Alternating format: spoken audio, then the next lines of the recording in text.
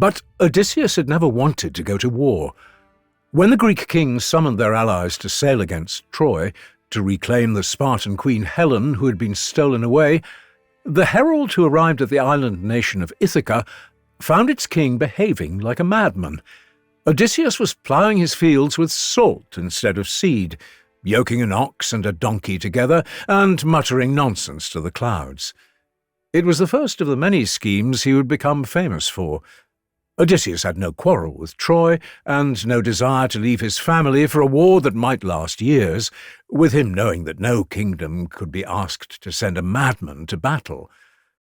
His wife Penelope watched from the doorway to their palace, holding their infant son Telemachus, understanding her husband's desperate scheme and sharing his determination to keep their family whole. But the herald, Palamedes, suspected this sudden madness was too convenient. To test him, Palamedes snatched baby Telemachus from his mother's arms and placed the infant directly in the path of the plough. Without hesitation, Odysseus yanked the plough aside to avoid crushing his son.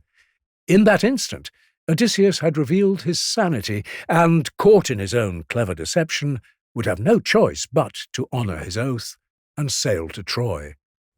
Even in this failure, the Greeks saw that his reputation as the cleverest among them had not been exaggerated, as here was a man who had been willing to feign madness to avoid a war he knew would be long and terrible. For a decade, Odysseus fought beneath Troy's legendary walls, seemingly impregnable fortifications that had been built by the gods themselves. Every morning he would wake in the Greek camp on the beach, the salt air reminding him of Ithaca's shores, and march to battle, thinking of the son who would not recognize him, of the wife whose face grew dimmer in memory with each passing season. The goddess Athena favoured him above all others, for she saw in him a warrior who valued cunning over strength, wisdom over glory. She whispered strategies in his ear, guided his arrows to their marks.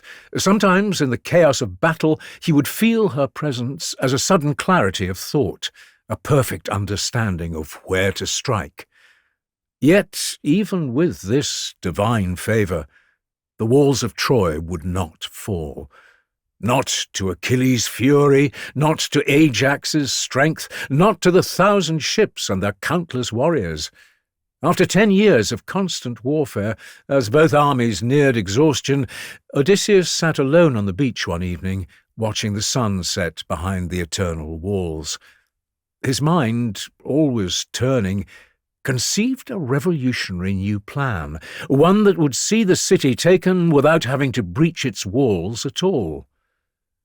"We will build a horse," he told the Greek leaders that night in Agamemnon's tent. "A horse as tall as a temple, made of mountain pine and ship's timber.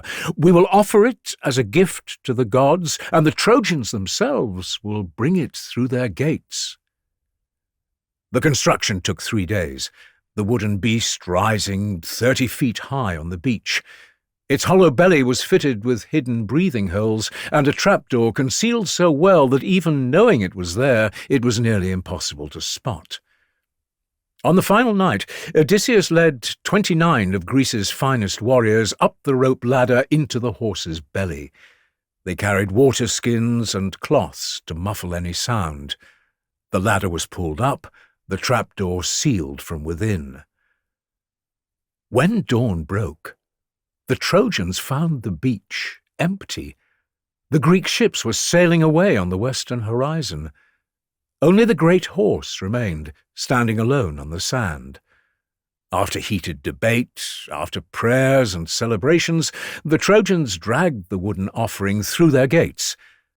That night, as Troy celebrated its victory with wine and song, Odysseus and his men descended from the horse's belly in silence. Killing the few guards not at the celebrations, they opened the gates from within, achieving in one night what had been impossible for over a decade. As they did so, the Greek fleet, having returned under cover of darkness, poured through into the sleeping city. By dawn, Troy was a smoking ruin. Odysseus had accomplished through cunning what strength alone could not achieve. He had ended the war. As he stood at his ship's prow weeks later, watching the Anatolian coast fade into memory, Odysseus believed the worst was behind him. He had survived the war, outwitted his enemies, and was finally sailing home to Ithaca, to Penelope, and to the son who had lived his entire childhood without a father. But the gods were not finished with the man who had destroyed Troy. His journey home would take as long as the war itself. He and his crew would face creatures more terrible than any Trojan warrior. They would sail to the very edge of the world, even descend into the Underworld itself, to face the spirits of the dead. It was to be a journey so epic, so filled with wonders and horrors, that its tale would be told for thousands of years, wherever ships sail and stories are shared. This is how Odysseus, the cleverest of the Greeks, would finally come home.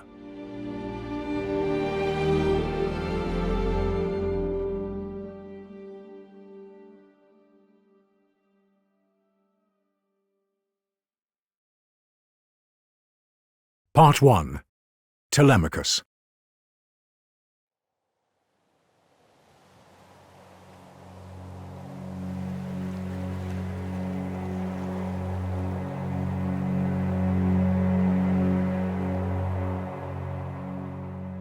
For 20 long years, Telemachus had waited for his father to return from Troy. Every night, as the sun sank behind the western mountains, the boy would make his way down to the rocky shores of Ithaca. There, perched on the same weathered boulder where fishermen mended their nets, he would stare out into the vast expanse of water, scanning the horizon for a black-hulled ship flying Ithaca's banner.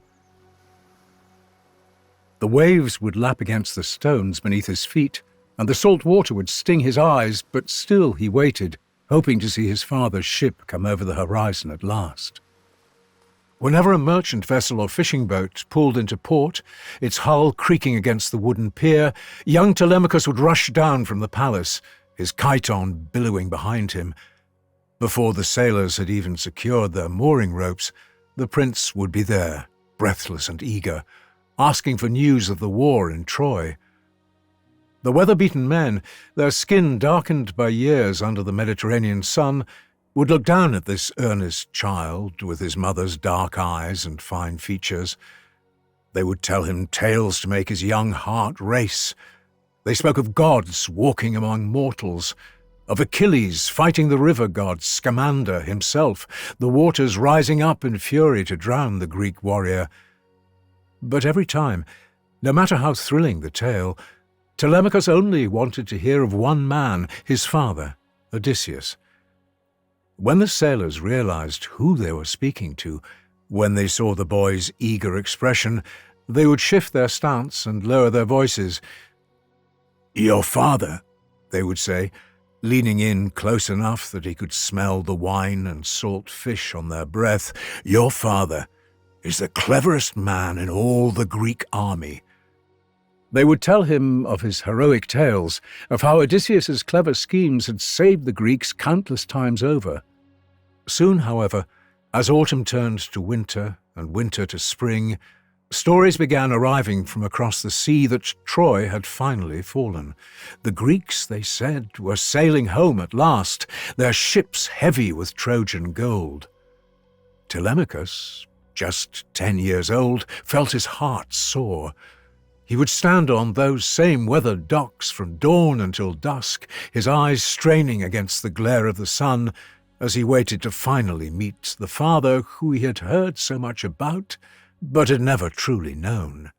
But soon, days stretched into weeks, and weeks ground slowly into years. Ships arrived, bearing news from every corner of the Greek world. Menelaus and Helen had made it back to Sparta, while wise Nestor had returned with his sons to sandy Pylos, where he now spent his days telling stories of the war to anyone who would listen.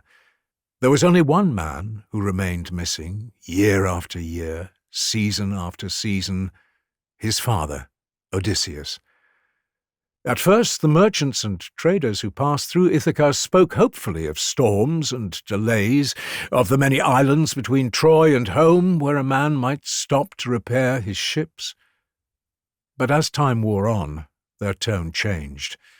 Men started whispering in the harbour taverns that the king of Ithaca was dead, that his ship had been lost in a storm, or that he had fallen prey to pirates or sea monsters.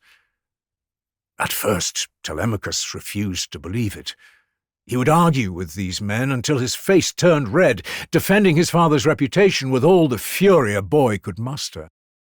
But as the years ground on, as his voice deepened and his shoulders broadened, even Telemachus began to doubt.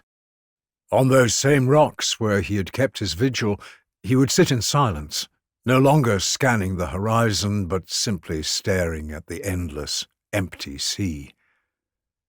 It was then that the suitors began to appear at Odysseus's palace. They came first in ones and twos, the younger sons of minor nobles, testing the waters. Each man, convinced of Odysseus's death, looked to marry his wife Penelope and claim the throne of Ithaca for themselves. They would arrive at the palace gates, dressed in their finest robes, bearing gifts of gold and ivory, making pretty speeches about protecting a widow in her time of need. Penelope, still deeply in love with her missing husband, refused to accept that Odysseus was dead. She would stay faithful to him throughout those lonely years, though the weight of maintaining this hope grew heavier with each passing season. She would reject each suitor as they came, politely but firmly, always finding some excuse or delay.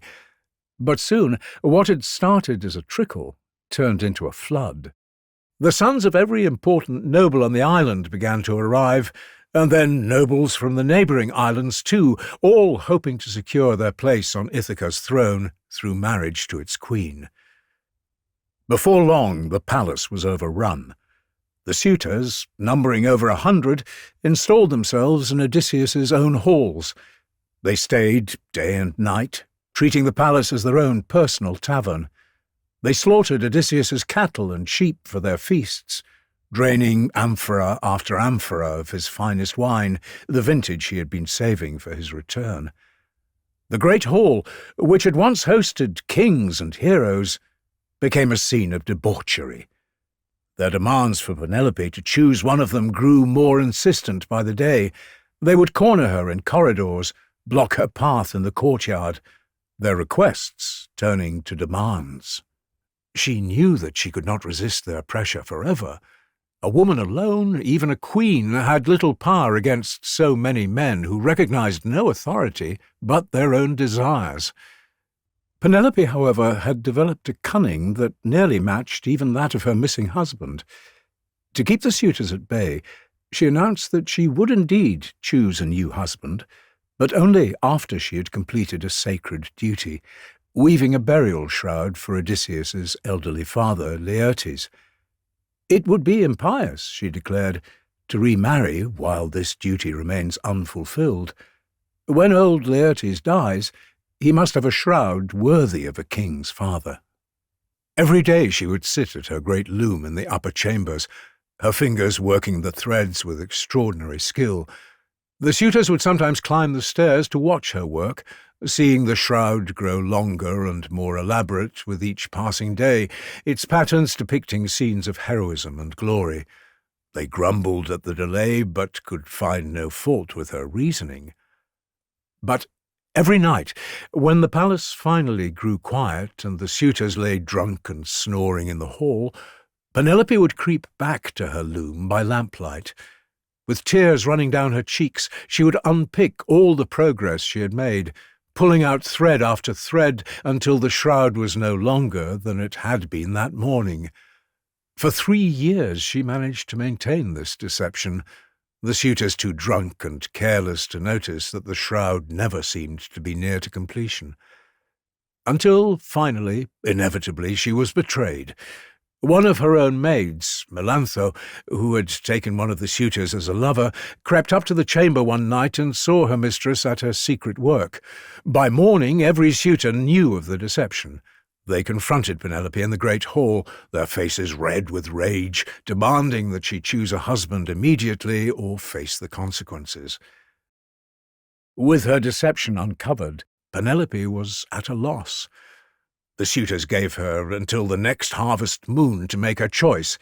It appeared that she would have to pick a new husband before the year was out, condemning herself to a marriage she despised and betraying the memory of a man she still believed, against all reason, might yet return. Telemachus, meanwhile, had almost given up hope entirely. It was now 10 years since Troy had fallen, 20 years since his father had left for war. The boy himself had become a young man, tall and lean, with his father's strength beginning to show in his shoulders and arms. Yet he felt powerless. The suitors were destroying his palace, devouring his inheritance day by day like locusts in a grain field. They treated him with open contempt, pushing him aside in his own halls, mocking him when wine loosened their tongues. All hope, it seemed, was lost. Unknown to Telemachus, however, he was not the only one thinking of Odysseus's return. Far above the mortal world, up on Mount Olympus, where the stars hung close enough to touch, a great debate was playing out in the golden halls of the gods. Athena, goddess of wisdom and war, stood before her father's throne. Her grey eyes, the same colour as a storm-tossed sea, blazed with a barely contained fury. She had long held Odysseus as her favourite among all mortals. He represented everything she prized in herself: intelligence, complemented by action, cunning paired with courage. She had protected him countless times throughout the long siege of Troy, and now she would come to his aid again. "Father," she cried to Zeus, king of the gods, "has Odysseus not suffered enough? For 7 long years now he has been trapped on that cursed island of Ogygia in the middle of the endless sea, held prisoner by the nymph Calypso. He sits on the shore each day, weeping as he stares toward home, separated from all his friends and desperate to return to the family he has not seen for 20 years. She stepped closer to the throne. "Remember how he sacrificed to you on the broad plain of Troy beside the black ships? Oxen with gilded horns, the finest portions of every feast, wine poured out upon the earth in your honour. Did these sacrifices go unseen? Did the smoke not rise up to Olympus? Why do you abandon him now in his hour of greatest need?" Zeus shifted on his throne, a seat carved from a single block of marble and inlaid with gold. Lightning flickered in his beard as he considered his daughter's words. "Nonsense, my daughter," he replied. "How could I forget Odysseus? He is not only the wisest man alive, with a mind sharper than any blade, but also the most generous in his offerings to the gods. No mortal has honoured us more faithfully." He paused, his expression darkening. "No, it is not I who keeps him from home, but my brother, Poseidon, lord of all the seas. For Odysseus blinded his precious son, the mighty Cyclops, Polyphemus, driving a burning stake through his single eye, and for that crime Poseidon keeps him trapped alone in the middle of the sea, turning every wave against him, every current into an enemy." The hall fell silent for a moment. Even the minor gods and goddesses who lined the walls dared not speak. The feud between Poseidon and Odysseus was well known among the immortals, a grudge as deep as the ocean trenches themselves. "But listen here, daughter," Zeus continued, leaning forward on his throne. "Odysseus has suffered long enough. And as it happens, Poseidon is away, gone to feast with the Ethiopians at the edge of the world. Let us come up with a plan to bring the wanderer back home while my brother cannot interfere." Athena's face transformed, her stern features softening into something approaching a smile. She bowed her head slightly, a rare gesture of gratitude from the proud goddess. "Thank you, father. Your wisdom shines like the morning star." She straightened, her mind already working through the details of her plan. "Here is what we must do. Send Hermes, the messenger, down to Ogygia to release Odysseus from his prison. All the while I will visit his son Telemachus on Ithaca and breathe courage into the boy's heart. It will give him the strength needed to stand up to those parasitic suitors who are destroying Odysseus's home. Then I will send him off to the great cities of Pylos and Sparta to learn of his father's fate from those who fought beside him at Troy. Let him build a reputation of his own, so that when Odysseus returns, he will find not a boy, but a man ready to stand beside him." With that decided, Athena dove from Olympus, her divine form burning bright as she plummeted through the heavens towards earth. Like a falling star, she pierced the clouds, whistling past peaks where even eagles dare not fly, leaving a radiant trail of golden mist in the evening sky. The moonlit sea rushed up to meet her, and she pulled from her dive at the last moment, skimming across the silvered waves, scattering sparks of light across the water until the rocky shores of Ithaca rose before her. When she reached Odysseus's palace, she saw the depravity of the suitors firsthand. The great courtyard that had once been kept with such pride was now littered with the bones of slaughtered animals. Wine stains marked the walls like blood. Over 100 men lounged about as if they owned the place, their feet up on fine furniture, their greasy fingers pawing at the serving maids. And there, in a corner of what should have been his own hall, sat Telemachus, alone and dejected, his young face drawn with a weariness that belonged to a much older man. The goddess paused at the threshold, considering her approach. Then, in a shimmer of light, she transformed herself. Her divine radiance faded, her armor melted away, and in her place stood Mentes, an old family friend of Odysseus, a sea captain from Taphos, whom the family had not seen for years. She wore the simple woolen cloak of a traveller, carried a bronze-tipped spear, and bore the rugged look of one who had spent many years sailing the trade routes. She approached the boy, who, despite his depressed state, noticed the stranger immediately. Telemachus rose to his feet, and, to Athena's pleasure, he welcomed her into the palace with perfect courtesy. He offered her food and shelter, as the sacred laws of hospitality demanded, leading her to a seat far from the noise of the suitors, bringing water for her hands in a golden pitcher, then setting before her the best cuts of meat and the finest wine in the house.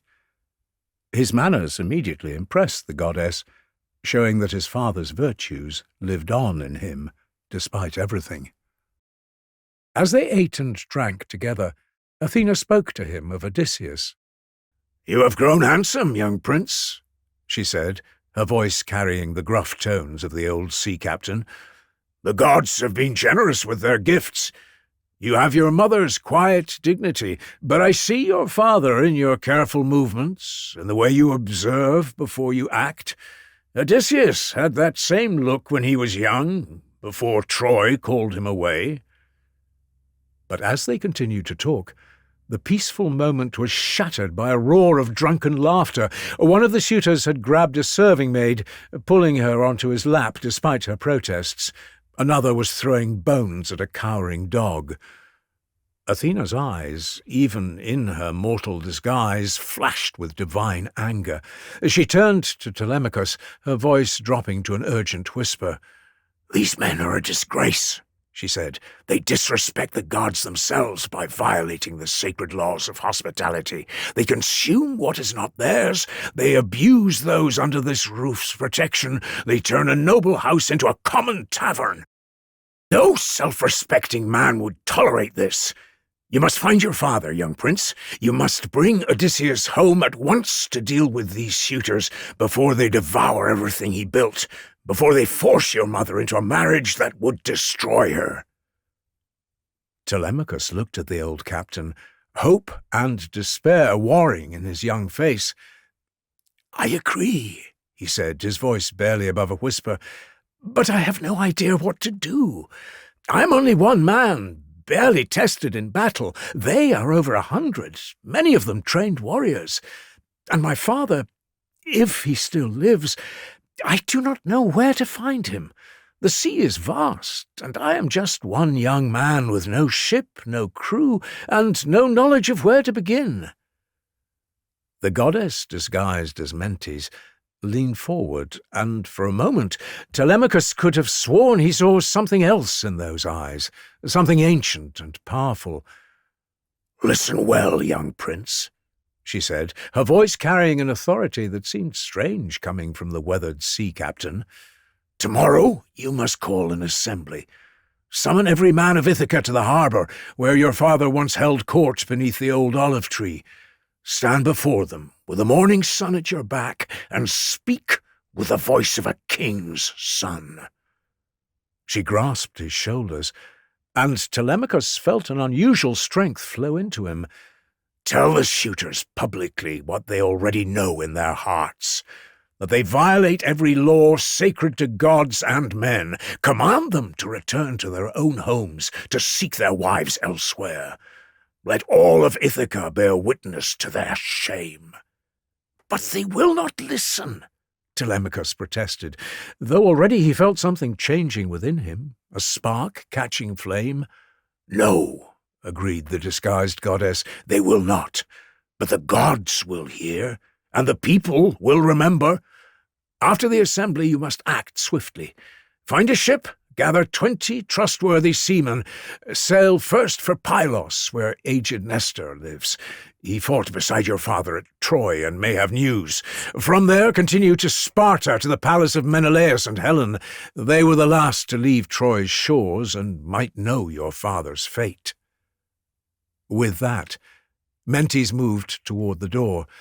Telemachus rose to escort his guest, but in the space between one heartbeat and the next, the figure vanished. Where the old sea captain had stood, an eagle suddenly soared upward, its great wings casting shadows across the courtyard. The serving women cried out in amazement, and even some of the drunken suitors looked up in bewilderment. Telemachus stood transfixed. This had been no ordinary visitor, but one of the immortals themselves, come down from Olympus to guide him. The knowledge filled him with a courage he had never known. His back straightened, his chin lifted, and for the first time in years he looked like what he was, the son of Odysseus. That night, Telemachus barely slept. He lay on his bed, listening to the suitors' drunken songs echoing through the halls, planning what he would say when dawn came. When the first light crept across the eastern horizon, he rose and dressed in his finest tunic, one his mother had woven with her own hands. He strapped on his bronze sword, threw a cloak across his shoulders, and strode down to the harbour. The heralds went through the town at his command, calling every free man to assembly. By the time the sun had finally risen, the gathering place by the harbour was crowded.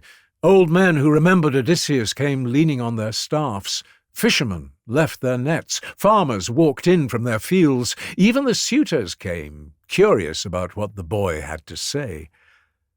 Telemachus took his place at the centre of the assembly, standing beneath the ancient olive tree where his father had once dispensed justice. In his hand he held the speaker's staff, its polished wood worn smooth by generations of hands. The crowd fell silent, waiting. For a moment the young prince felt the weight of all those eyes upon him, and his voice caught in his throat. Then he remembered the eagle, the divine visitor in his hall, and strength flowed back into his limbs. "Men of Ithaca," he began, his voice carrying across the assembly with surprising force. 20 years ago my father sailed with your sons and brothers to Troy. Of all those who left, only he has not returned. We do not know if my father Odysseus lives or has perished somewhere on the vast sea, but I know this: what happens in his house brings shame upon our island." A murmur ran through the crowd.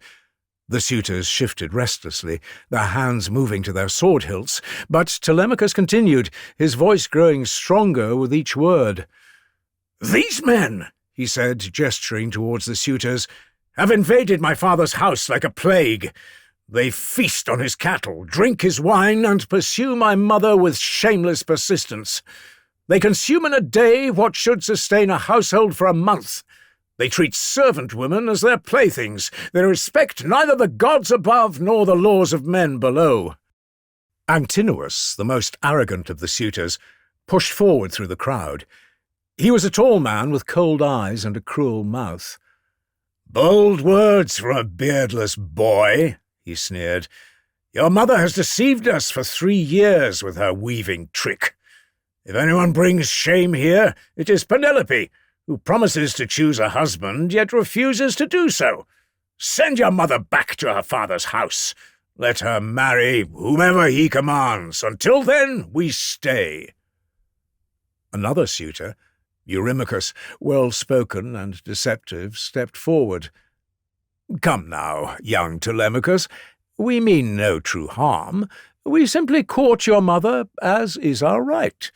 Any noble woman left so long without a husband must remarry. It is the way of things. Your father is surely dead.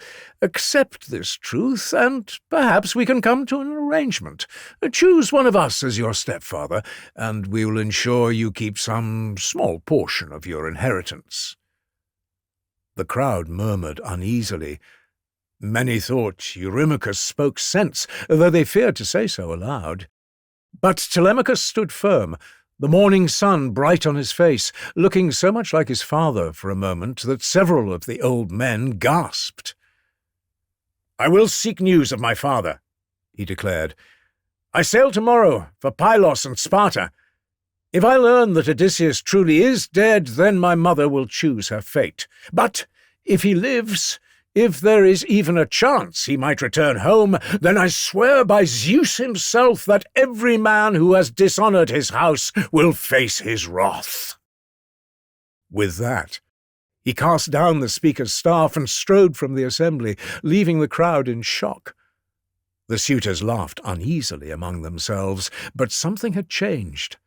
The boy they had dismissed and ignored for years had finally shown himself to be his father's son. Part 2. The Boy Becomes a Man.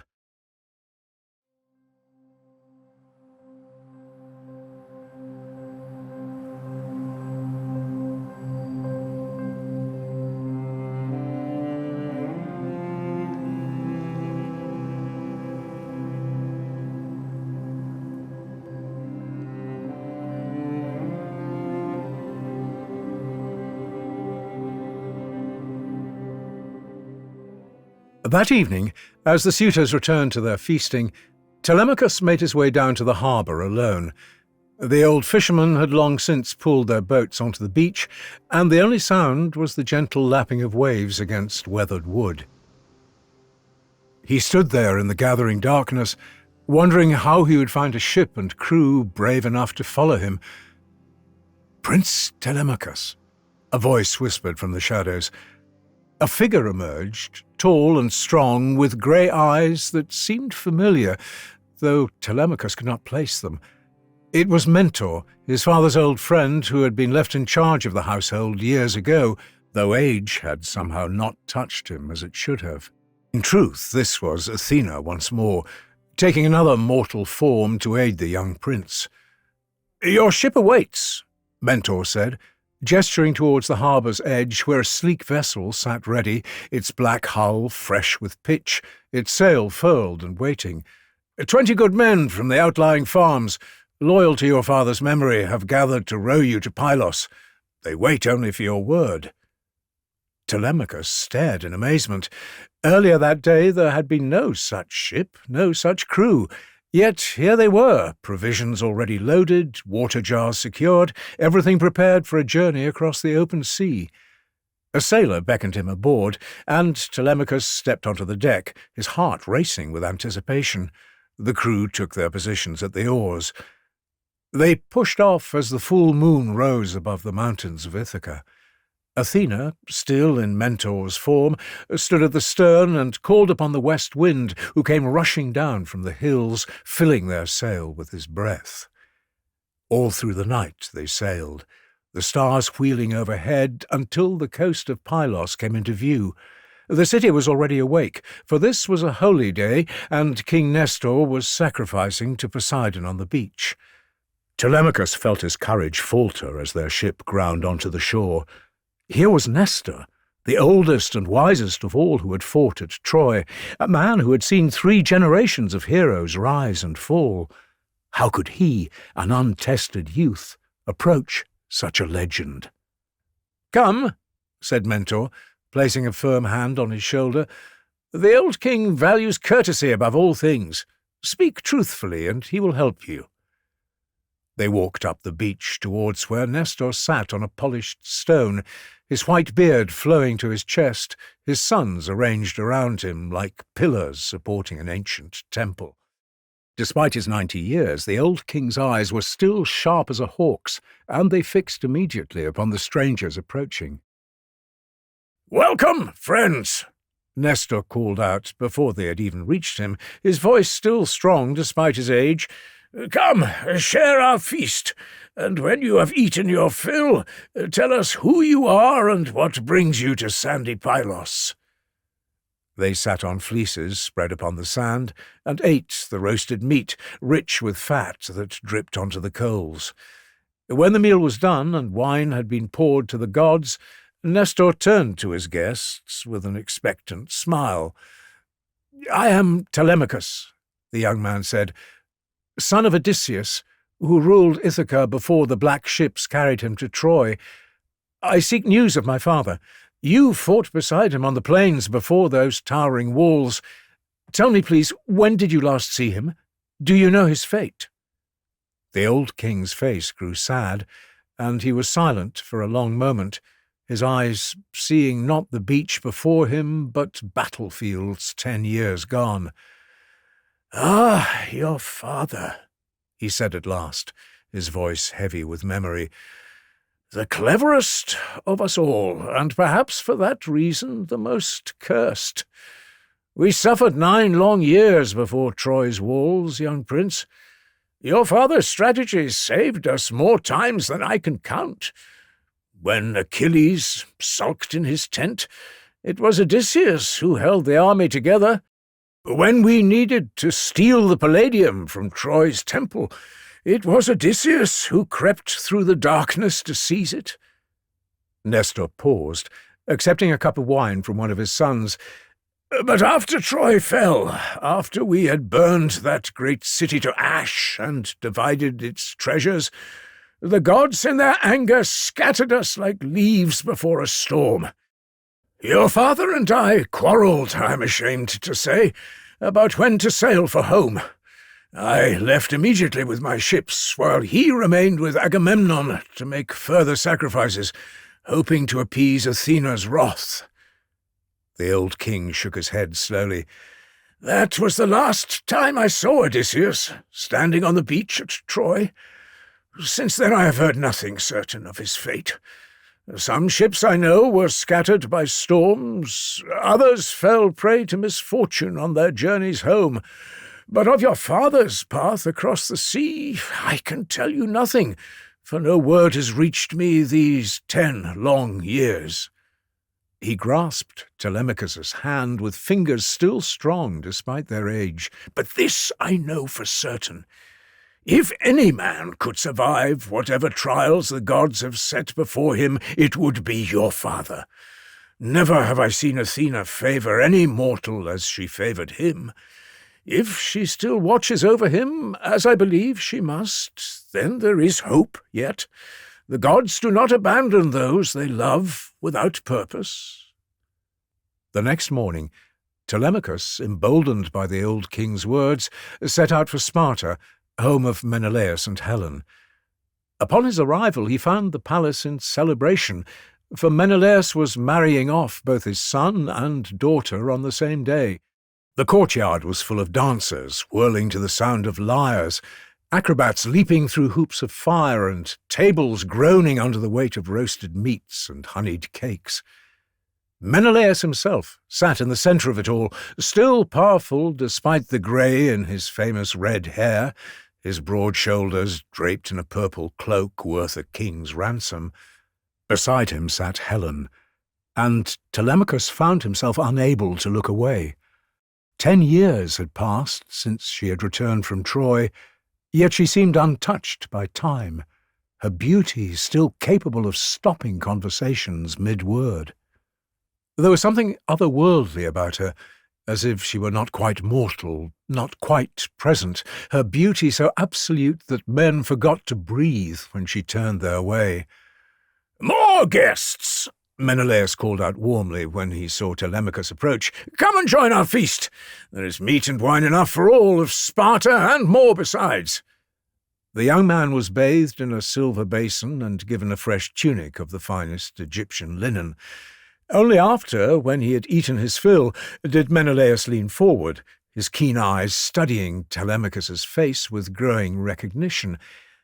"You have the look of someone I once knew," the king said slowly. "The set of your jaw, the way you hold your head.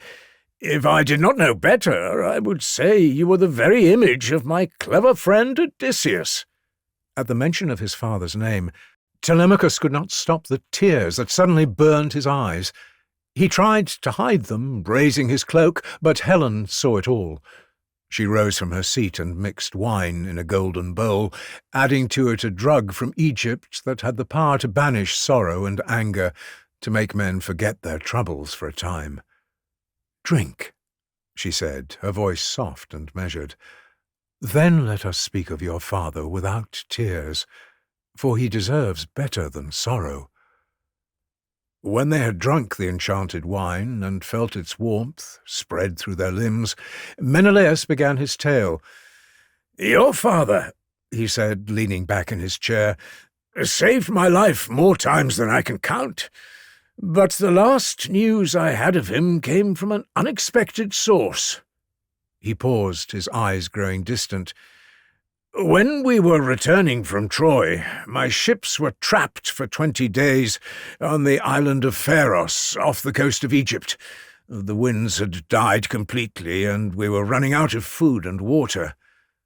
The king's voice dropped lower, drawing his listeners in. "In desperation, I ambushed Proteus, the old man of the sea, the shape-shifting prophet who knows all things that were, that are, and that are yet to come. I held him fast as he transformed from seal to lion, from serpent to tree, from running water to raging fire. But I did not let go, and finally he resumed his true form and agreed to answer my questions." Menelaus looked directly at Telemachus. "I asked about all our companions who had not returned home. Most, he told me, were dead. Agamemnon murdered by his wife, Ajax drowned by Poseidon's hand, but your father, he said, lived still. Proteus saw him on the island of Ogygia, in the halls of the nymph Calypso, daughter of Atlas, who holds up the sky. She keeps him there against his will, where he has no ship or crew to carry him home.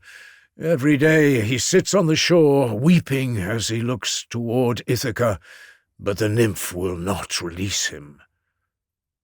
Telemachus felt his heart race. His father lived, trapped, yes, but alive. "How long ago was this?" he asked urgently. 7 years past," Menelaus admitted. "But if Calypso holds him still, she holds him for a reason. The immortals do not easily give up what they claim as their own." That night, as Telemachus lay in bed, his mind churned with all he had learned. His father lived, but was imprisoned by a goddess. The suitors grew bolder by the day. Time was running short. He needed to return to Ithaca, but what could one young man do against divine will? As if reading his thoughts, That night, as Telemachus lay in bed planning his return, Athena appeared beside him, no longer disguised, but shining with her full divine radiance. "Take heart, young prince," she said. "Even now, my father Zeus sends Hermes to Ogygia to command Calypso to release your father. Odysseus will soon be free to attempt his journey home, but the sea is wide and Poseidon's anger runs deep. Your father's journey will be perilous, and he will need a strong son waiting when he arrives. Return to Ithaca. Prepare for what must come." When dawn came the next day, Telemachus rose and prepared to leave. Menelaus tried to persuade him to stay longer, offering gifts of horses and chariots, but the young prince would accept only what he could carry on a ship, knowing that time was now his enemy. As their chariot rolled away from Sparta's golden palace, an eagle suddenly swooped from the mountain, carrying in its talons a white goose stolen from the palace grounds. Helen, who had come to see them off, clapped her hands in delight. "A sign!" she cried. "Just as that wild eagle descended to take the goose, so will Odysseus return from his wanderings to take vengeance on those who feast in his halls. Mark my words, young prince. Your father comes home, and blood will flow when he arrives." With Helen's words filling him with hope, Telemachus set off and journeyed towards the coast, toward his ship, toward home. He had learned what he had come to learn. His father lived. The gods themselves were working to free him. And when Odysseus returned to Ithaca, he would not find a boy waiting, but a man ready to stand beside him, ready to reclaim what was rightfully theirs.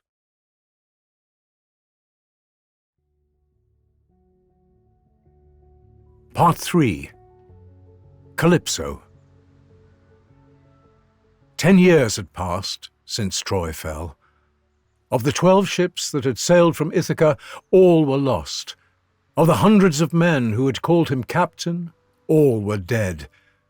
Now in the 10th year of his wanderings, Odysseus found himself trapped on an island at the very edge of the world, neither dead nor truly alive, held captive by a goddess who loved him.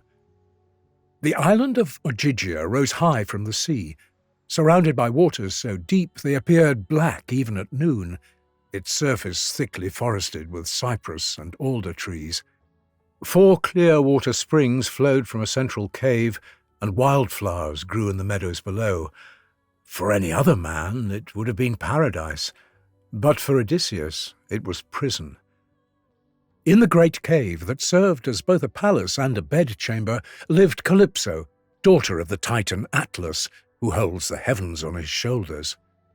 She was beautiful beyond mortal description, with golden hair and a voice carrying the power of the sea.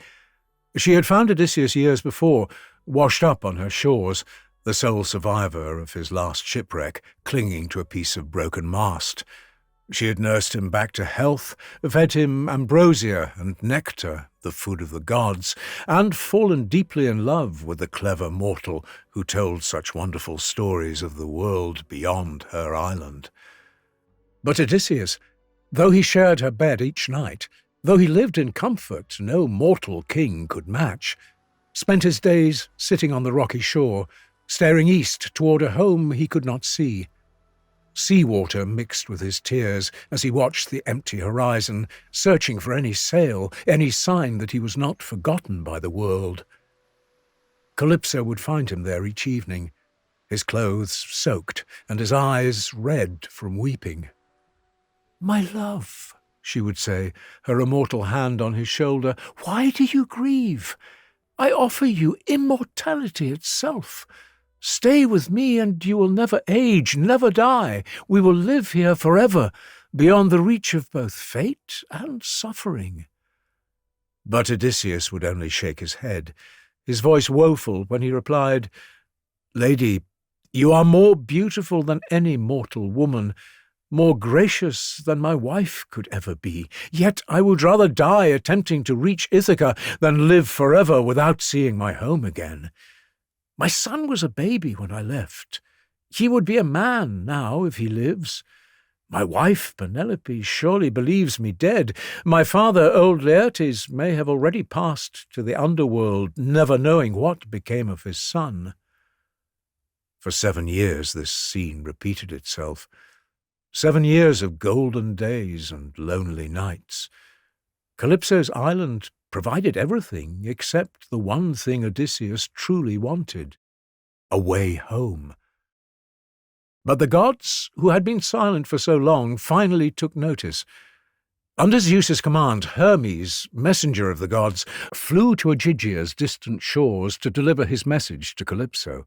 He found the nymph in her cave, weaving at her golden loom, singing in a voice that could charm the winds to stillness.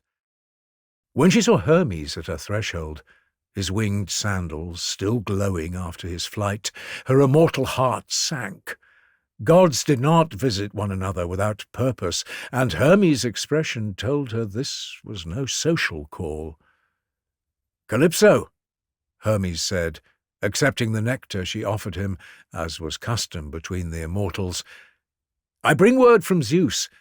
You must release Odysseus. Help him build a raft, provision him for the journey, and send him on his way. It is decreed that he will reach the land of the Phaeacians, who will honor him and send him home to Ithaca with gifts greater than any he would have won from Troy." Rage swept across Calypso's features. "You gods are cruel in your jealousy.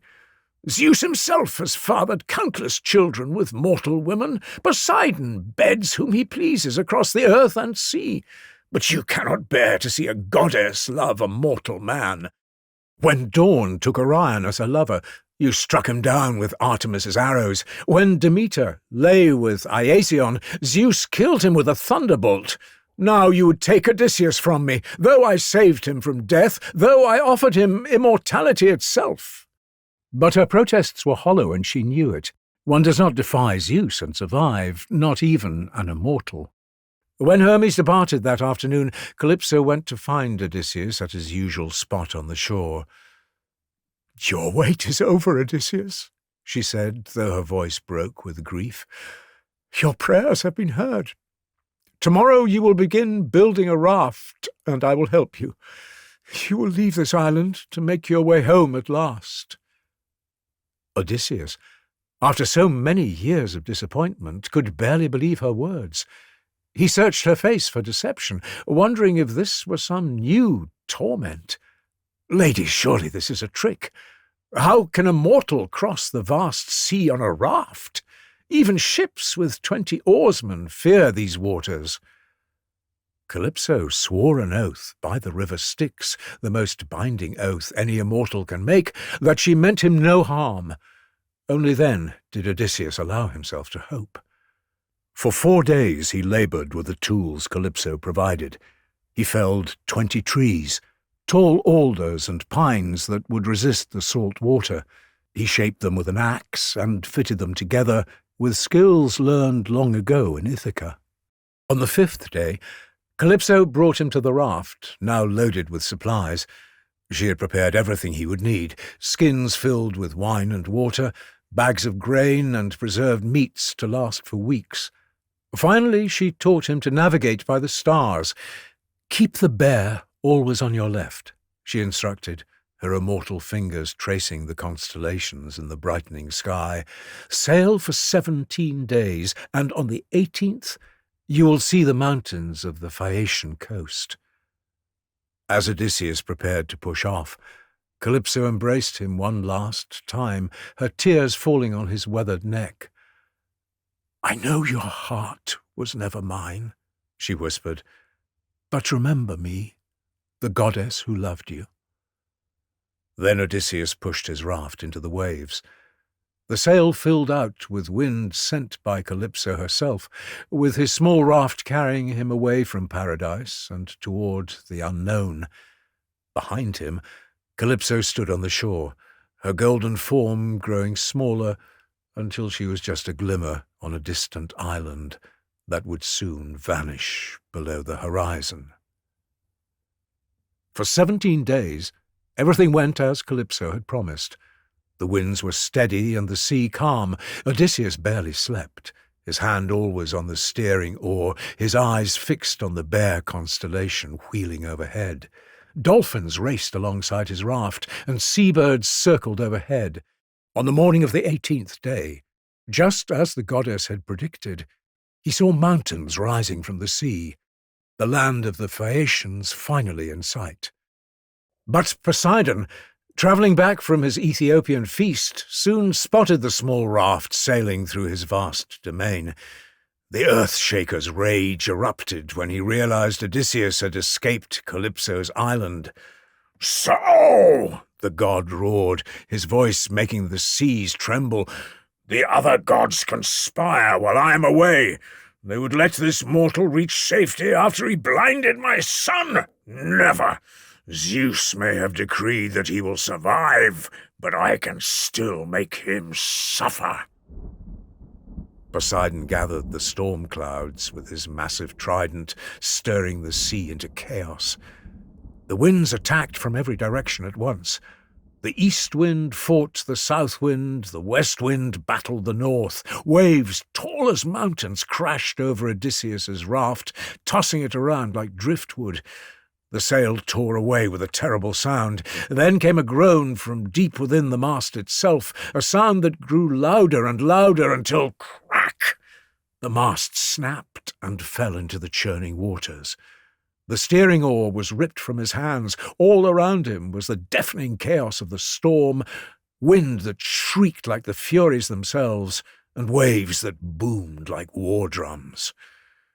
A great current then lifted the raft toward the sky before smashing it down into the frothing waters.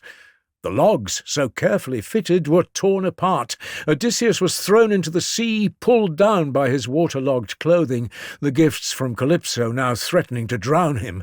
He fought to the surface, gasping, only to see another mountain of water descending. He clung to a single log from his destroyed raft as waves tried to tear him loose. Salt burned his eyes and throat. His fingers, torn and bleeding, could barely maintain their grip. Several times he went under, sure that this was his end, only to burst back to the surface.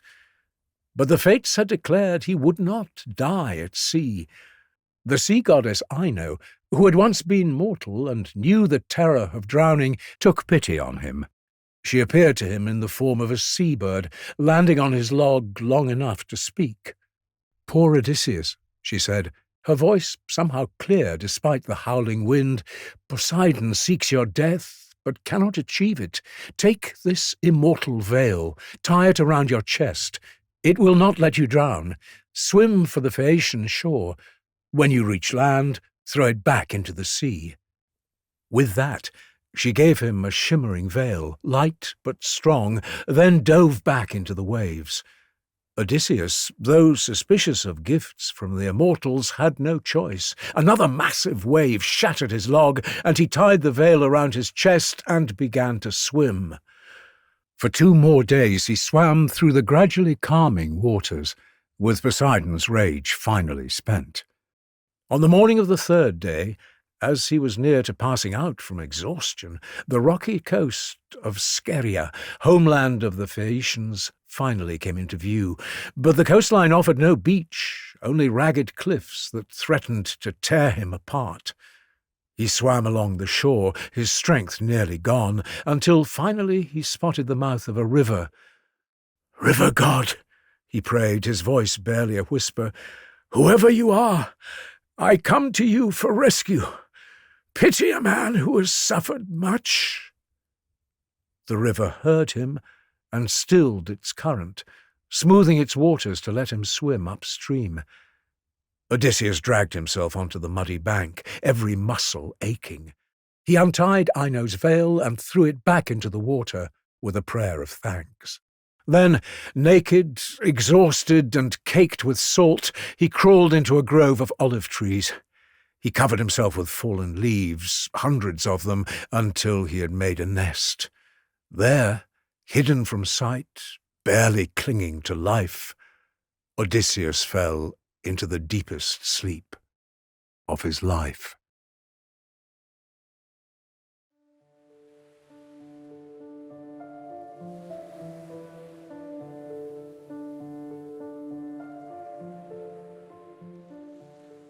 Part 4. The Phaeacians. The island of Scheria was home to the Phaeacians, a people blessed by the gods who enjoyed plentiful harvests and had an expert knowledge of sailing. They were ruled by King Alcinous and his wise queen Arete, whose counsel the king sought in all matters of importance. The day after Odysseus's arrival, the gods set events in motion. Athena, seeking to aid Odysseus further, appeared in the dreams of Princess Nausicaa, daughter of Alcinous and Arete, taking the form of her closest friend. "Nausicaa," the goddess whispered, "your wedding clothes lie unwashed. How will you ever hope to marry with dusty linens? Go to the river tomorrow with your maids. Take the mule cart and wash everything clean." When dawn came, Nausicaa woke with the dream fresh in her mind. She gathered her handmaids, young women who giggled and sang as they loaded the cart with dirty clothes, olive oil for washing, and food for their midday meal. They drove the mules along the coastal path to where the river met the sea, where stone basins had been carved by generations of Phaeacian women for washing clothes. The girls worked through the morning, treading the clothes in the clear water, spreading them on the smooth rocks to dry in the sun. When their work was done, they bathed in the river and rubbed themselves with olive oil until their skin gleamed. They ate their meal on the riverbank, then began to play, tossing a leather ball back and forth, their laughter carrying on the sea breeze. But one throw went wild. The ball splashed into the water near a grove of olive trees, causing the girls to shriek in shock. Their cries woke Odysseus from his death-like sleep beneath the leaves. He stirred, confused, his body still caked with salt, his mind slowly remembering the storm, the swimming, the terrible exhaustion. Hearing female voices, he faced a dilemma.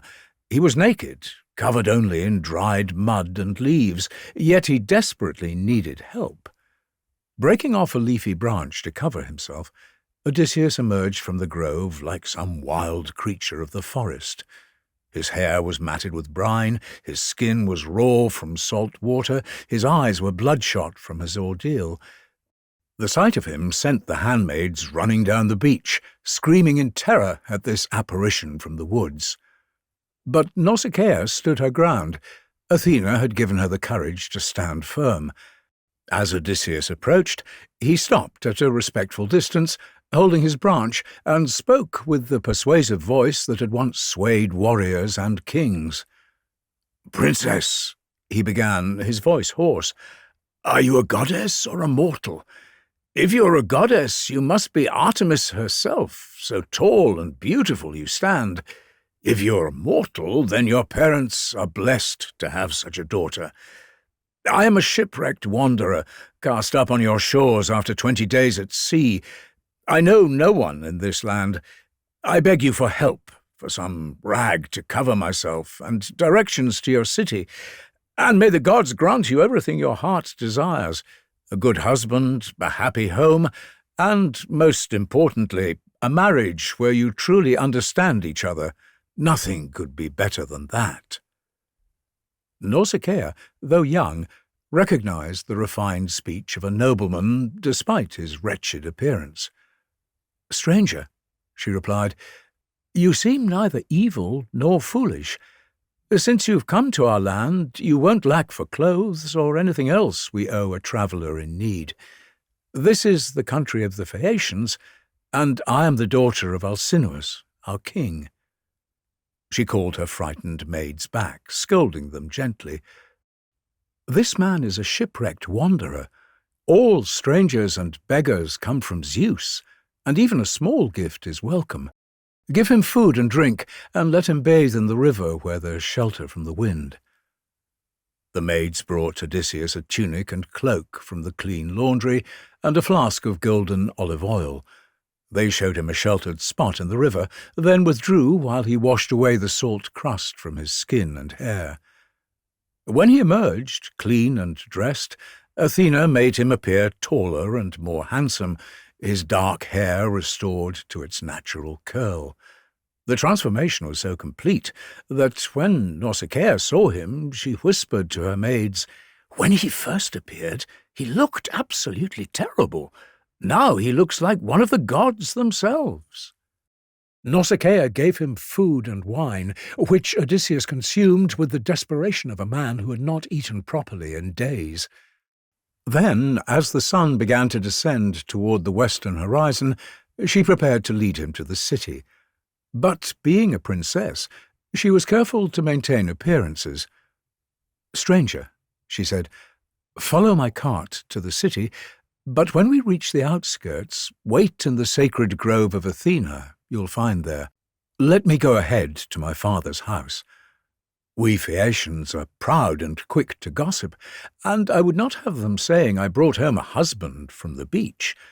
When enough time has passed for me to reach the palace, enter the city and ask for King Alcinous's house. Anyone can direct you, even a child, for there is no other house like it.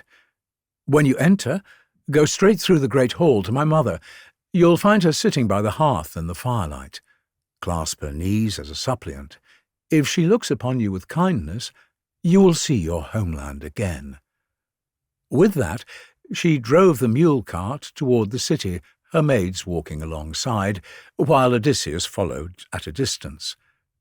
When they reached the grove of Athena, he stopped and prayed to the goddess, while Nausicaa continued home. As dusk fell, he made his way into the city, where Athena shrouded him in mist, so no one would challenge or question him. The palace of Alcinous was magnificent beyond anything Odysseus had seen since leaving Troy. The walls were bronze, from threshold to innermost chamber, with a frieze of blue enamel running around them. Golden and silver dogs, crafted by the god Hephaestus himself, stood guard on either side of the entrance, while inside 50 golden torch holders shaped like young men held burning torches to light the feasts. Odysseus walked through the hall, still invisible in Athena's mist, marvelling at the wealth and beauty around him. The Phaeacian nobles sat at their evening meal, pouring libations to Hermes as they talked among each other. When he reached the hearth, the mist suddenly dissolved, and Odysseus appeared before them, his hands clasping Queen Arete's knees in the traditional gesture of supplication. "Queen Arete," he said, "I come to your knees and to your husband after much suffering. May the gods grant all of you happiness, and may you pass on your prosperity to your children. But please, give me an escort to my homeland quickly, for I've been kept from my family too long, suffering hardships no man should be forced to endure." The hall fell silent at this sudden appearance. Then Echeneus, the oldest of the Phaeacian nobles, spoke. "Alcinous, it is not fitting that a stranger sits in the ashes by your hearth. Raise him up and seat him properly." King Alcinous took Odysseus by the hand and raised him from the hearth, seating him on a silver-studded chair beside his own. Servants brought water for his hands and food for his table. When he had eaten and drunk, Alcinous addressed the assembled nobles. "Tomorrow we shall feast this stranger properly and arrange his passage home, wherever that may be, but tonight let him rest." The nobles agreed and departed to their homes, leaving Odysseus with the king and queen. Arete, studying the clothes Odysseus wore, recognized them as her own handiwork. "Stranger," she said, "who are you, and where do you come from? Who gave you those clothes? Did you not say you came here wandering over the sea?" Odysseus, careful not to reveal his identity yet, told them he had come from the island of Ogygia, where he had been held against his will. He described the storm that had destroyed his raft and how he had washed up on their shore, before meeting Nausicaa by the river. He spoke warmly of the princess's kindness and good judgment, to the delight of her parents. "Tomorrow," Alcinous declared, "we shall feast in your honour. Then our finest crew will row you home in one of our swift ships. They can reach any destination in a single day, so skillfully do they navigate the seas." The next day dawned bright over Scheria. Heralds went through the city announcing a feast for the mysterious stranger. The Phaeacians, always eager for entertainment and stories of distant lands, gathered in great numbers at the palace. Alcinous sacrificed 12 sheep, 8 boars, and 2 oxen for the feast. The meat roasted over great fires, while servants mixed wine in silver bowls. As the feast began, Demodocus, the poet, was led into the hall. The Muses, the 9 goddesses who inspire all art and song, had given him a precious gift.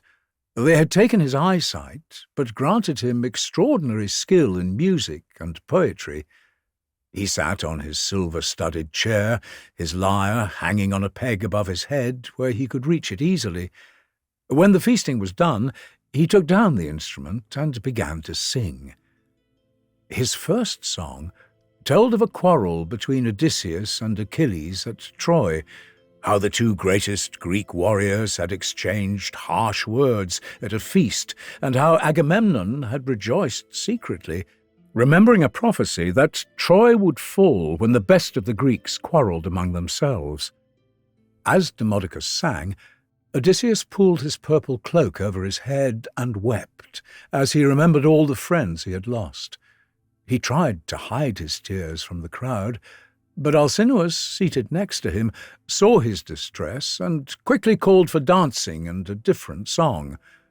Demodocus switched to a lighter tale, the story of how Hephaestus trapped his cheating wife Aphrodite with her lover Ares in golden chains.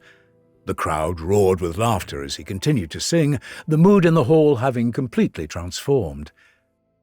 After the feast, when the wine had been flowing freely, Odysseus approached Demodocus. "Demodocus," he said, "you're the finest poet I've ever heard. You must be divinely inspired to sing so truthfully about the Greeks' fate. Now tell us about the wooden horse built with Athena's guidance, the trick that Odysseus used to smuggle warriors into Troy itself." The blind poet smiled and struck his lyre. He sang of how the Greeks had burned their camp and sailed away, while their best warriors hid in the horse's hollow belly. He sang of the Trojans debating whether to smash the wooden horse, throw it from the cliffs, or dedicate it to the gods.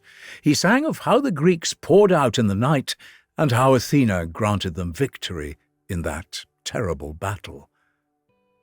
As the poet sang, Odysseus wept openly now, his tears flowing as he heard his own story.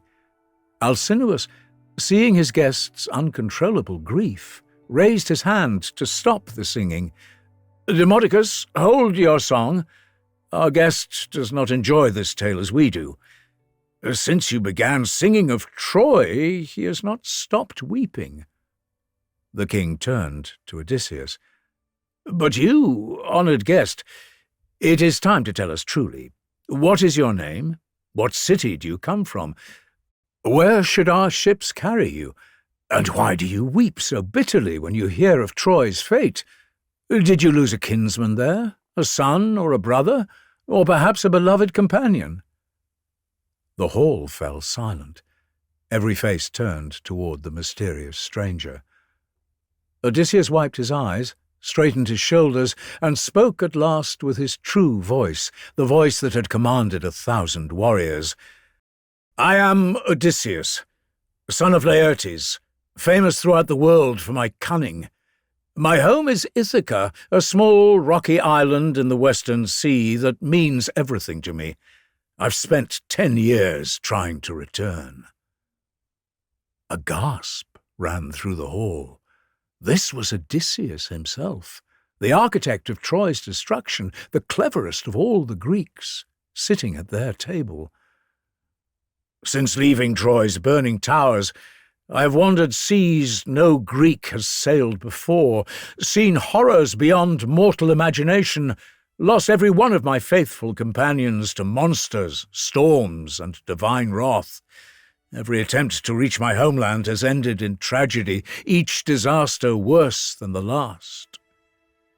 He looked around the silent hall, at the faces of those who stared back at him.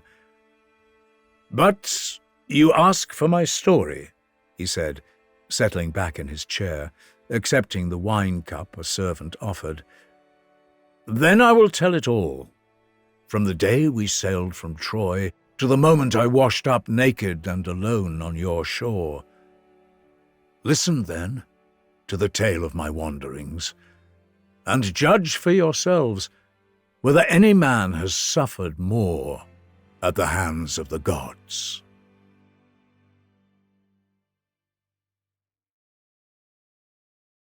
Part 5. Lost at Sea.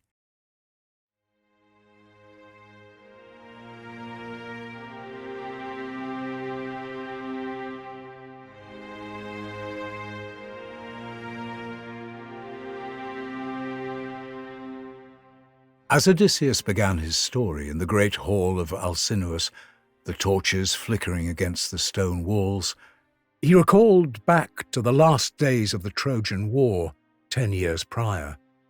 His 12 black ships sat low in the water, their hollow hulls loaded with Trojan gold looted from the city.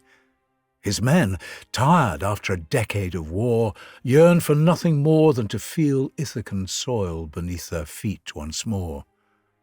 The warriors sang as they pushed the ships into the surf, their voices carrying across the water a song of homecoming after 10 long years.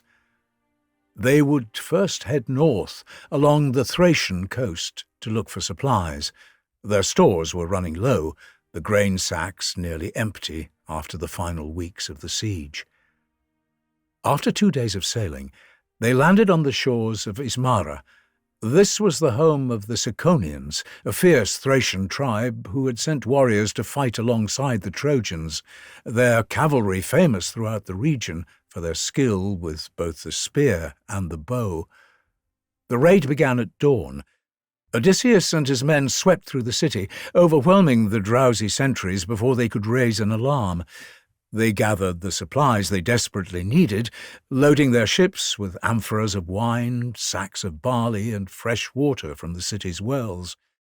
But Odysseus, knowing speed was essential, urged his men to leave quickly, to take what they needed and depart before the Ciconians could mount a counterattack. His words fell on deaf ears. The men, drunk on victory and Ciconian wine, refused to listen. They slaughtered cattle on the beach, roasting the meat over makeshift fires while passing wineskins from hand to hand. As the sun climbed higher and the shadows grew short, Odysseus watched the hills with growing unease. His fears proved justified. By afternoon, the surviving Ciconians had gathered their neighbours from the inland settlements, assembling a force that outnumbered the Greeks 5-1. The battle was fierce but brief. Spears clashed against shields, and the beach ran red with blood. 6 men from each of Odysseus's ships fell to the Ciconian assault, their bodies left behind in the hasty retreat as the Greeks fought their way back to their vessels. They pushed off from the blood-stained shore with Ciconian arrows still whistling overhead, splashing into the water around the ships as they made their escape. With their first landing already having turned to disaster, they sailed away in silence. Only when they were safely offshore did they break it, calling out the names of each dead companion 3 times, an ancient custom meant to ensure the souls could find their way to Hades despite their bodies lying unburied on foreign sand. Heading south, they would sail round the familiar shores of Greece, past headlands they knew by name and islands where they had stopped in happier times. The men spoke excitedly of home as they passed Euboea's long coastline, of wives they had not seen in a decade, and children who would not recognize their fathers' faces. They sailed through the night when the weather was fair, navigating by the stars that Greek sailors had used for generations. Then finally they turned north towards Ithaca, towards home. But as they neared those beloved shores, when they could almost see the fishing huts dotting the beaches, Zeus himself intervened. A great storm erupted from a clear sky, the kind of tempest that only the gods can summon. In moments their sails were gone, ripped away into the darkness. The ships groaned and cracked under the assault of waves that came from every angle, water flooding the decks faster than the men could handle. For 9 days and nights the storm raged without mercy. The men could do nothing but bail water and pray, clinging to the rigging as their ships were driven far from any course they knew. When the 10th day finally brought calm seas, they found themselves in waters no Greek had sailed before, approaching an island shrouded in mist, where strange white flowers grew down to the water's edge. Part 6. The Island of the Lotus Eaters.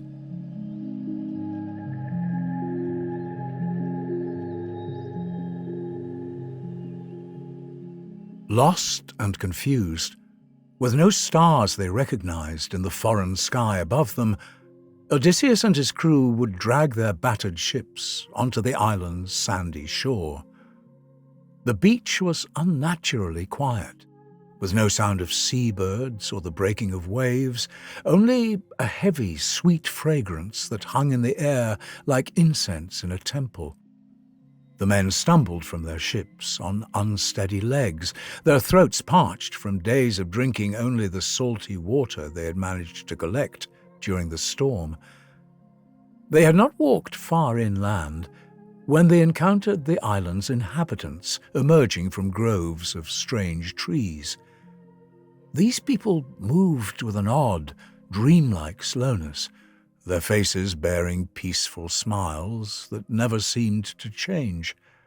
Their clothes were simple white robes, stained purple at the edges from some unknown liquid. When Odysseus asked them for help and directions, hoping to find their way back to familiar waters, the islanders tilted their heads as if the question puzzled them. "Directions?"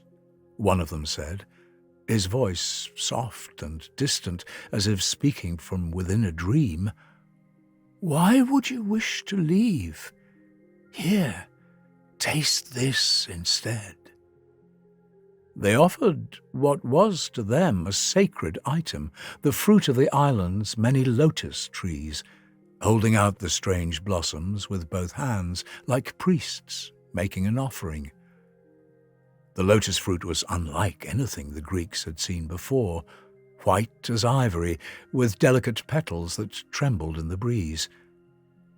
3 of Odysseus's scouts, sent ahead to investigate, took the fruit eagerly, their hunger overcoming caution. As they bit into the soft flesh, the juice ran down their chins, staining their beards purple. The effect was almost instantaneous. Their eyes grew heavy and unfocused, pupils dilating until they were black as the night. Smiles spread across their faces, the same unchanging expression worn by all the island's inhabitants. "Home," one of the scouts murmured, swaying on his feet. "What home? This is home. This has always been home." The lotus fruit, as Odysseus was soon to realize, contained a powerful drug that invaded the mind, making those who consumed it fall into a waking sleep, forgetting their past, their families, their very names, wanting nothing more than to stay on the island forever, eating lotus and dreaming empty dreams. As several more of his crew began to fall down around him, their eyes rolling back in their heads, Odysseus would realize the sinister nature of the fruit. He saw how the island's inhabitants wandered aimlessly through the groves, some sitting beneath trees for what might have been days or years, lotus juice dried on their clothes, their hair grown long and wild. "Stop!" he roared, striking the fruit from his men's hands. "Eat nothing! Touch nothing! This is a cursed place!" But for those who had already eaten, it was too late. They sat down where they were, weeping when Odysseus tried to raise them, begging to be allowed to stay and eat more lotus, to become another lost soul wandering the groves. Rescuing his sleeping companions became a battle in itself. Odysseus had to physically carry them to the ships, their bodies limp as sacks of grain, while they wept and pleaded, reaching out towards the lotus groves with trembling hands. Odysseus ordered the ships pushed off immediately, not even taking time to fill their water jars. They rowed hard, putting distance between themselves and that island of forgetfulness, with the sweet scent of lotus still clinging to their clothes. As the island disappeared into the haze behind them, the affected men finally began to wake from their stupor, remembering their names, their homes, weeping now with relief rather than loss.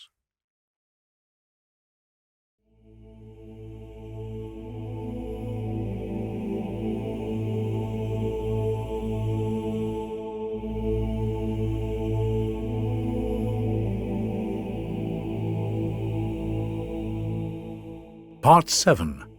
The Cyclops. Odysseus and his fleet of 12 black ships had been at sea for longer than any of them had expected. The holds that should have been filled with Trojan gold now contained only empty amphorae and the last crumbs of stale bread.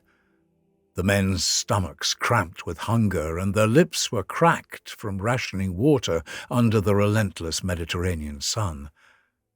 When they finally spotted land on the horizon, the exhausted sailors pulled at their oars with renewed vigor. Stopping at the first sheltered bay they came across, they dragged their ships onto the pebbled beach and collapsed on the shore, grateful for the solid ground beneath them. As the mist cleared, Odysseus spotted smoke rising from what appeared to be a shepherd's camp in the distance, nestled between limestone cliffs. Where there were shepherds, there would be food. Selecting 12 of his most trusted warriors, Odysseus set out to investigate. Taking several cases of strong wine to trade, gifts they had been saving for their journey home, the hungry crew climbed the rocky path that wound up from the beach. The scent of sheep dung and wood smoke grew stronger as they approached. They soon discovered a massive cave, its mouth yawning wide like an entrance to the Underworld itself. Inside, their eyes widened at the sight before them. Wheels of cheese, each the size of a warrior's shield, were stacked along the walls. Pails of fresh milk stood in neat rows, their surfaces still covered with thick cream. Joints of smoked meat hung from wooden beams, and pens at the back of the cave held lambs being fattened for slaughter. The warriors looked to Odysseus, practically trembling at the sight of so much food. "Quick!" one of them urged. "Let us take what we need and return to the ships before the owner returns." But Odysseus, ever curious, ever confident in his ability to talk his way through any situation, wanted to meet this wealthy shepherd. Perhaps they could establish proper trade, secure supplies for the long journey ahead. Unfortunately, it would prove to be one of the few times his cleverness would fail him. The men helped themselves to the cheese and milk, grateful to eat after days of near starvation. They were still eating when the ground around them began to shake. Heavy footsteps, each one like a boulder dropping from a cliff, approached the cave. The sheep and goats outside bleated in recognition as their master returned. Through the cave mouth came the most terrifying sight any of them had ever witnessed. Polyphemus stood 10 times the height of a normal man. His single eye bloodshot with red veins set in the centre of his broad forehead. His arms were thick as ancient oak trees, his fingers like ships' masts. He drove his flock before him into the cave, the sheep flowing around his massive legs like a white river. Once all his animals were inside, the Cyclops reached for a boulder that 20 men could not have moved. Lifting it as easily as a man might lift a sack of grain, he sealed the entrance completely, trapping the Greeks inside with only the cooking fire for light. When Polyphemus noticed the strangers huddled against the cave wall, his massive eye narrowed with rage. "Who are you?" his voice boomed, shaking dust from the ceiling. "Thieves? Pirates come to rob me?" "Neither, great shepherd," Odysseus called out. Stepping forward with the confidence that had served him well in countless negotiations during the war, "we are traders, blown off course on our journey home from Troy. We come offering wine in exchange for provisions. The laws of hospitality, protected by Zeus himself, demand—" But Polyphemus cared nothing for the laws of hospitality or the gods who protected travellers. His massive hands shot out faster than seemed possible for something so large. He grabbed 2 of Odysseus's men, one in each fist. The warriors barely had time to scream before the Cyclops crushed them like ripe grapes, their bones snapping with sounds that would haunt the survivors forever. Blood ran between the giant's fingers as he brought the broken bodies to his mouth, devouring them entirely, armour and all, the bronze crunching between his teeth like nuts. The remaining Greeks stepped back, pressing themselves against the cave wall, paralysed with terror. They had faced the greatest warriors of Troy, but nothing had prepared them for this monster. Satisfied with his meal, Polyphemus lay down among his sheep and fell into a deep sleep, his snores rumbling through the cave as Odysseus and his men lay trembling in the darkness, afraid to make any move that might wake the giant. The next morning, when dawn's first light filtered through cracks around the boulder, Polyphemus rose, milked his sheep with surprising gentleness, then grabbed 2 more Greeks for his breakfast. He moved the boulder aside to let his flock out to graze, but immediately sealed it again once they had passed, trapping the survivors inside. This became the pattern of their nightmare. Each morning, 2 men for breakfast. Each evening, when the flock returned, 2 more for dinner. The cave floor became sticky with blood. Odysseus, the man whose cunning had brought down the walls of Troy, knew that pure strength alone would never defeat this monster. Even if all his remaining men attacked at once, they could never overcome the Cyclops. And even if, by some miracle, they killed him, they would die of starvation, trapped forever behind the immovable boulder that sealed the cave. Brute force had no place here. Only the cleverness of words and wine could save them now. On the 3rd night of their captivity, after Polyphemus had consumed 2 more companions, Odysseus approached the giant with a large ceramic jar. "Great Polyphemus," he said, his voice steady despite the gore still visible on the Cyclops' chin, "you have been feasting on my men, but you have not tasted the finest part of our cargo. This is wine from the vineyards of Ismarus, given to me by the priest of Apollo. It is strong enough that we mix 1 part wine with 20 parts water. Perhaps it would help wash down the taste of your meal." The Cyclops snatched the jar and drank deeply, the wine running down his beard as he did so. His single eye widened with pleasure. He had never tasted anything so potent, so sweet. "More!" he bellowed, and Odysseus obliged, pouring jar after jar of the unmixed wine down the giant's throat. "This is magnificent!" Polyphemus roared, already swaying slightly. "You are generous for one about to die. Tell me your name, little man, so that I might thank you properly. Perhaps I shall even give you a gift, a special honour." Odysseus bowed low, hiding his smile. "My name, generous host, is Nobody. Nobody is my name. Nobody is what my mother and father call me." "Nobody?" the Cyclops laughed, the sound booming off the cave walls.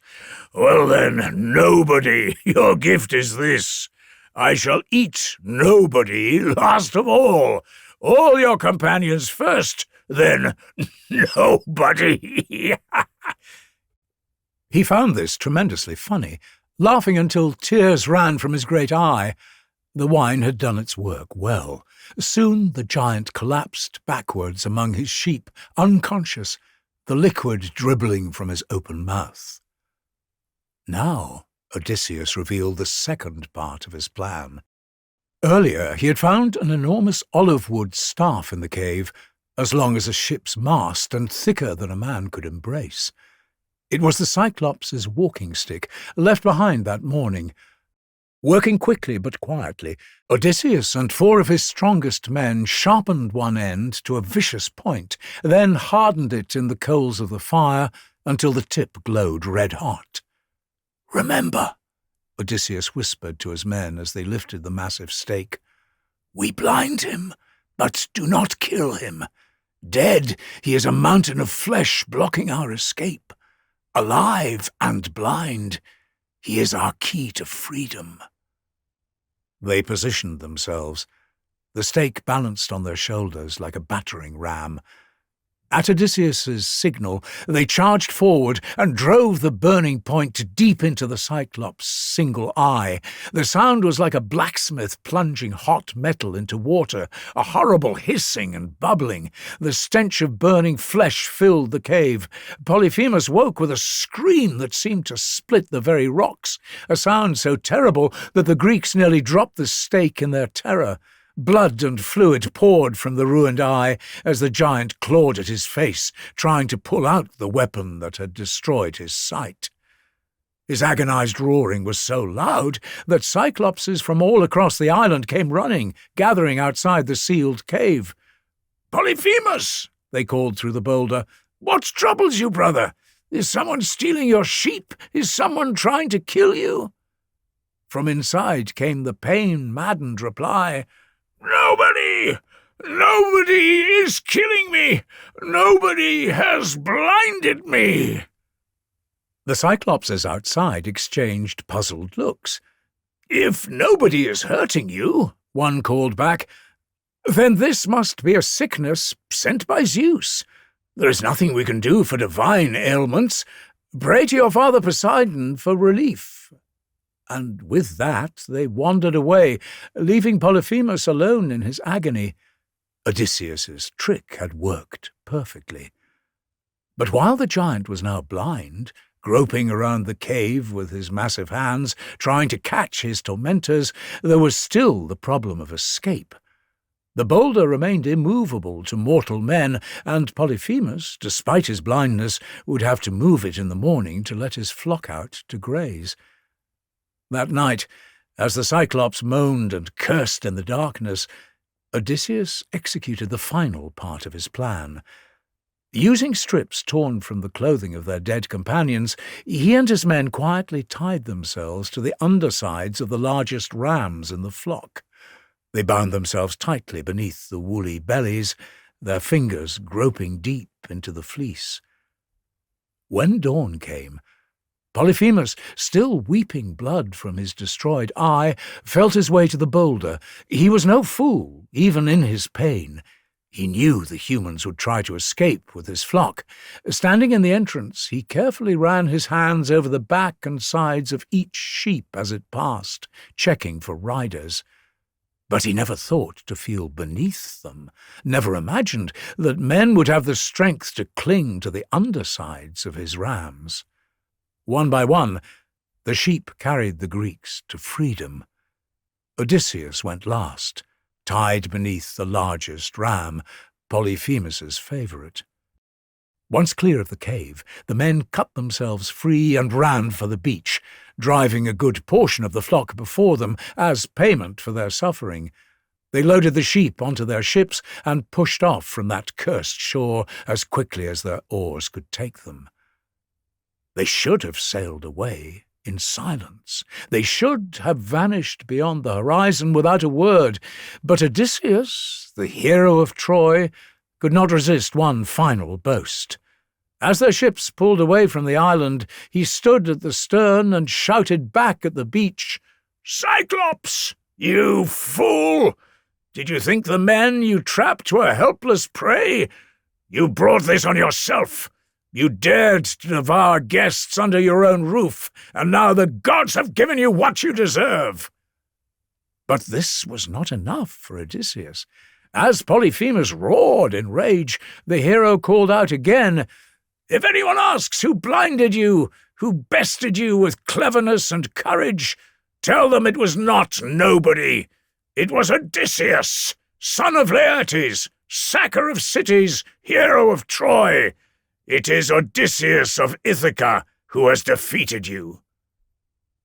From the shore came a roar of pure rage. Polyphemus, guided by the voice, hurled a massive boulder that landed just behind their ship, the splash nearly capsizing them. He threw another and another, each one falling closer as the Greeks rowed desperately for open water. But worse than the boulders was what followed. Polyphemus, son of Poseidon, faced the ocean and prayed to his father in the depths below. "Hear me, Earth-shaker, Lord of the seas. If I am truly your son, grant me this curse upon Odysseus of Ithaca. May he lose every one of his companions. May he wander the seas for years, lost and alone. And if the fates decree he must reach his homeland, let him arrive as a broken man on a foreign ship to find only sorrow in his own house." Far beneath the waves, Poseidon heard his son's prayer. The god's anger rose like a storm tide, and from that moment Odysseus was marked. The sea itself would become his enemy. Every wave would fight against him. Every current would pull him from his course. The journey home that should have taken weeks would stretch to 10 long years. All because Odysseus, in his pride, had to reveal who had truly bested the Cyclops.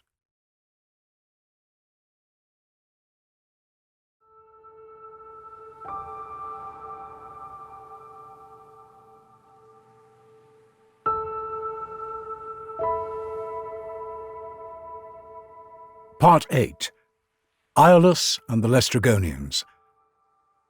Unaware of the curse that Poseidon had placed upon him, unaware that the very sea beneath his hull had become his enemy, Odysseus sailed on with his fleet.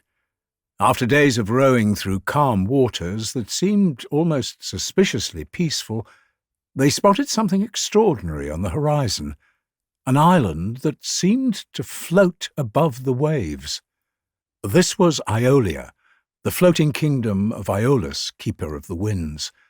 The king himself stood on the harbour to greet them, a figure both regal and strange, his robes constantly rippling as if touched by invisible breezes. His palace was unlike anything the Greeks had ever seen, built entirely of bronze that sang softly when the wind passed through it, creating an endless, haunting melody. For 10 days and 10 nights, Aeolus entertained his guests with magnificent feasts. The hall was filled with the king's 12 children, 6 sons and 6 daughters who had married one another according to their ancient customs. Each evening, Aeolus would regale them with stories of the winds themselves, how the north wind was proud and harsh, how the west wind brought rain and sorrow, how the south wind carried the heat of distant deserts. On the morning of their departure, as Odysseus's men loaded their ships with fresh supplies, King Aeolus presented his guest with an extraordinary gift. It was a leather bag made from an ox hide, bound tightly with a silver cord. "In this bag," Aeolus explained, "I have trapped every contrary wind that might blow you off course. I leave only the west wind free to carry you swiftly home to Ithaca. Guard this carefully, Odysseus. Do not open it until you stand on your own shore, or all the winds will rush out at once." Odysseus thanked the king profusely, storing the bag carefully at the stern of his ship, where he could watch it personally. Setting sail with the west wind filling their sails, the fleet made remarkable progress.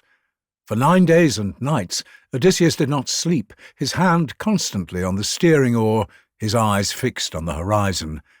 The mysterious bag sat beside him, occasionally twitching and bulging as the imprisoned winds fought to escape. On the 10th day, exhausted but triumphant, Odysseus could see it at last.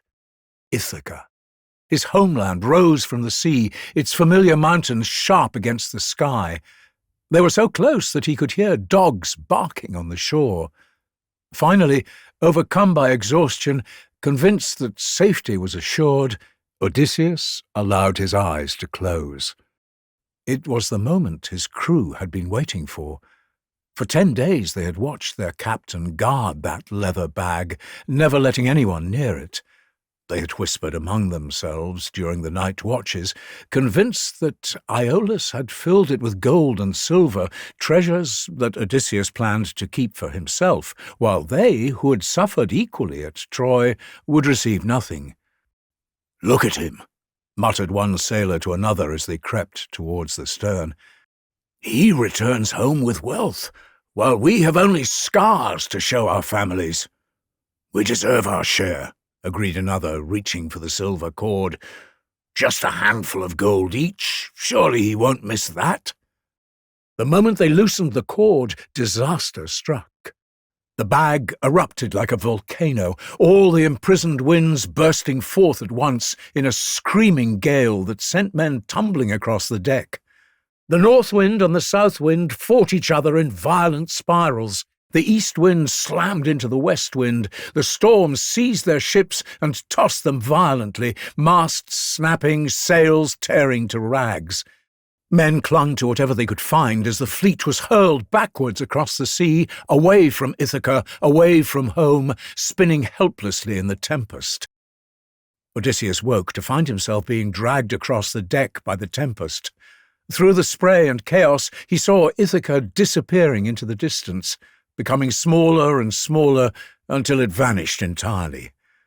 The despair that gripped him was so complete that for a moment he considered throwing himself into the churning sea. Only the thought of his men, screaming in terror as they fought to control their ships, kept him at his post. When the winds finally exhausted themselves, when the sea finally calmed, the battered fleet found itself back where they had started. The walls of Aeolia rose before them once again, but this time no welcome awaited them. When Odysseus climbed the familiar path to the palace, he found the great bronze doors barred against him. "Go away!" King Aeolus called from the walls, his face cold as the north wind he commanded. "I know now what you are, Odysseus. No mortal could squander such a gift through mere misfortune. The gods themselves must despise you to have brought you back to my door. I will not help one whom the immortals have cursed. Leave my island immediately, or I shall unleash such winds as will tear your ships to splinters." With no choice but to obey, Odysseus returned to his men, the weight of failure heavy on his shoulders.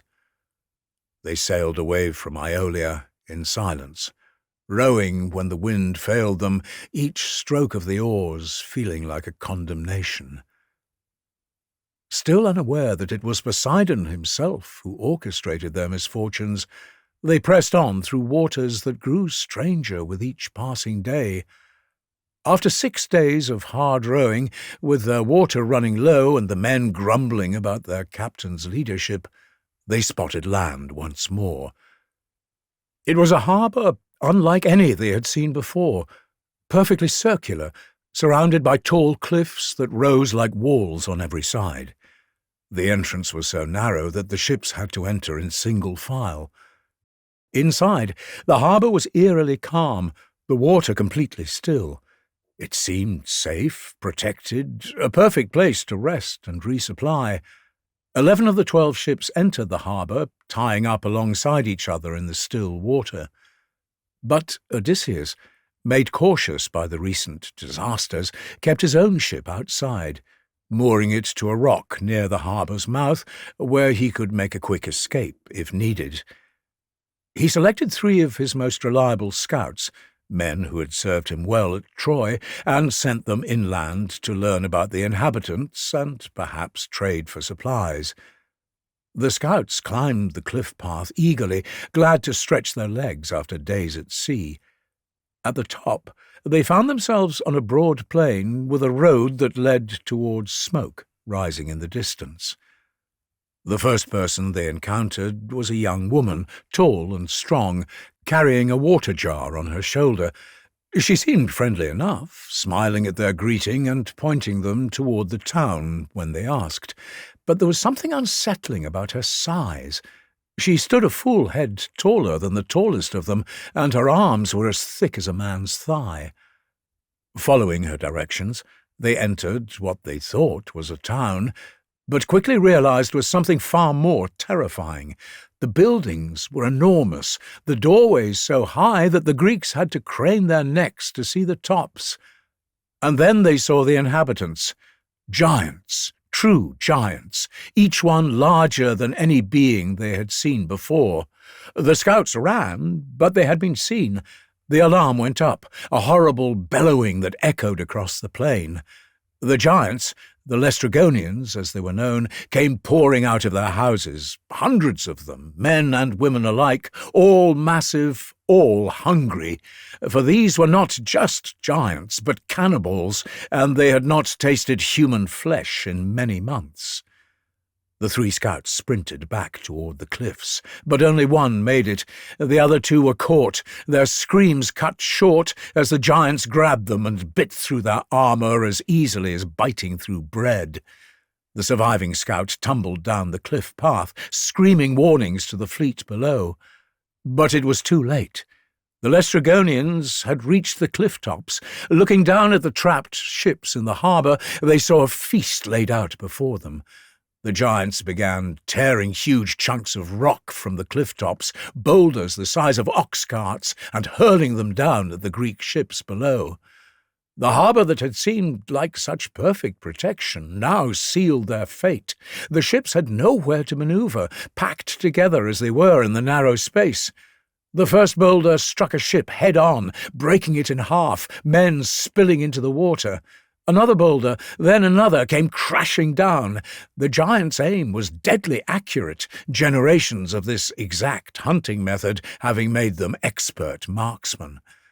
Ships splintered and sank. Men thrashed in the water, trying to swim for safety, but the Laestrygonians had come down to the water's edge now, spearing the swimmers like fish, pulling them from the water and devouring them while they still screamed. The harbour turned red with blood, littered with broken timber and the floating bodies of those the giants were saving for later. Odysseus, watching in horror from his ship outside the harbour, knew there was nothing he could do. Those men were doomed. With tears streaming down his face, he cut his mooring rope and ordered his crew to row for their lives. Behind them, the screams of their comrades grew fainter and fainter, until there was only the sound of the giants' laughter carrying across the water. Of the 12 ships that had escaped Polyphemus's island, only one remained. Of the hundreds of men who had survived Troy, only Odysseus's own crew of 45 souls still lived. As they rode through the night, exhausted and traumatized, each man wondered the same thing. What god had they offended to deserve such relentless catastrophe?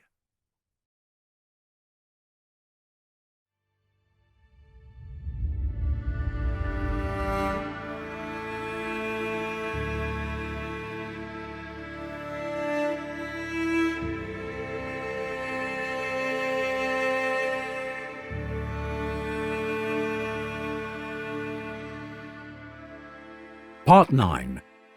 Circe. Days passed at sea as the men mourned their losses before they finally spotted another island. Odysseus's remaining ship, battered and leaking, desperately needed repairs. The men needed food and fresh water, but more than that, they needed hope. The island was called Aea, though they did not know its name yet, nor that it was home to Circe, daughter of the sun god Helios. Circe was a sorceress whose knowledge of herbs and potions was matched only by her beauty and her hatred of outsiders.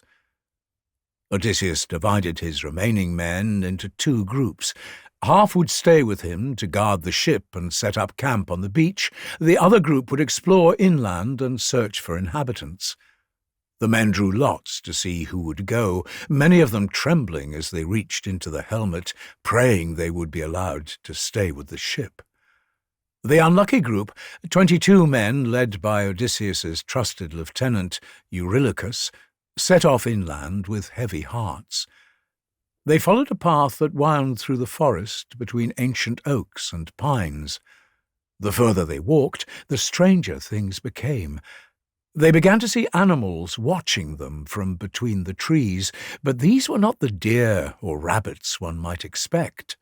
Lions lounged in the undergrowth, their golden eyes tracking the Greeks' movement. Wolves sat calmly beside the path, their tongues lolling out as if they were dogs waiting for their master. The men gripped their swords tighter, expecting an attack at any moment, but the beasts made no aggressive moves. If anything, they seemed almost sad, whimpering softly as the Greeks passed. One wolf even approached Eurylochus, nuzzling his hand gently before slinking back into the forest. At the heart of the island stood a beautiful house built of polished stone that seemed to glow with an otherworldly light.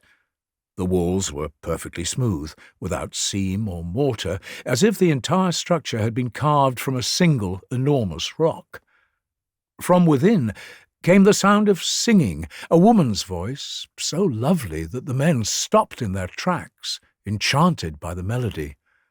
The voice sang of ancient things, of the time before Zeus ruled, when the Titans still walked the earth.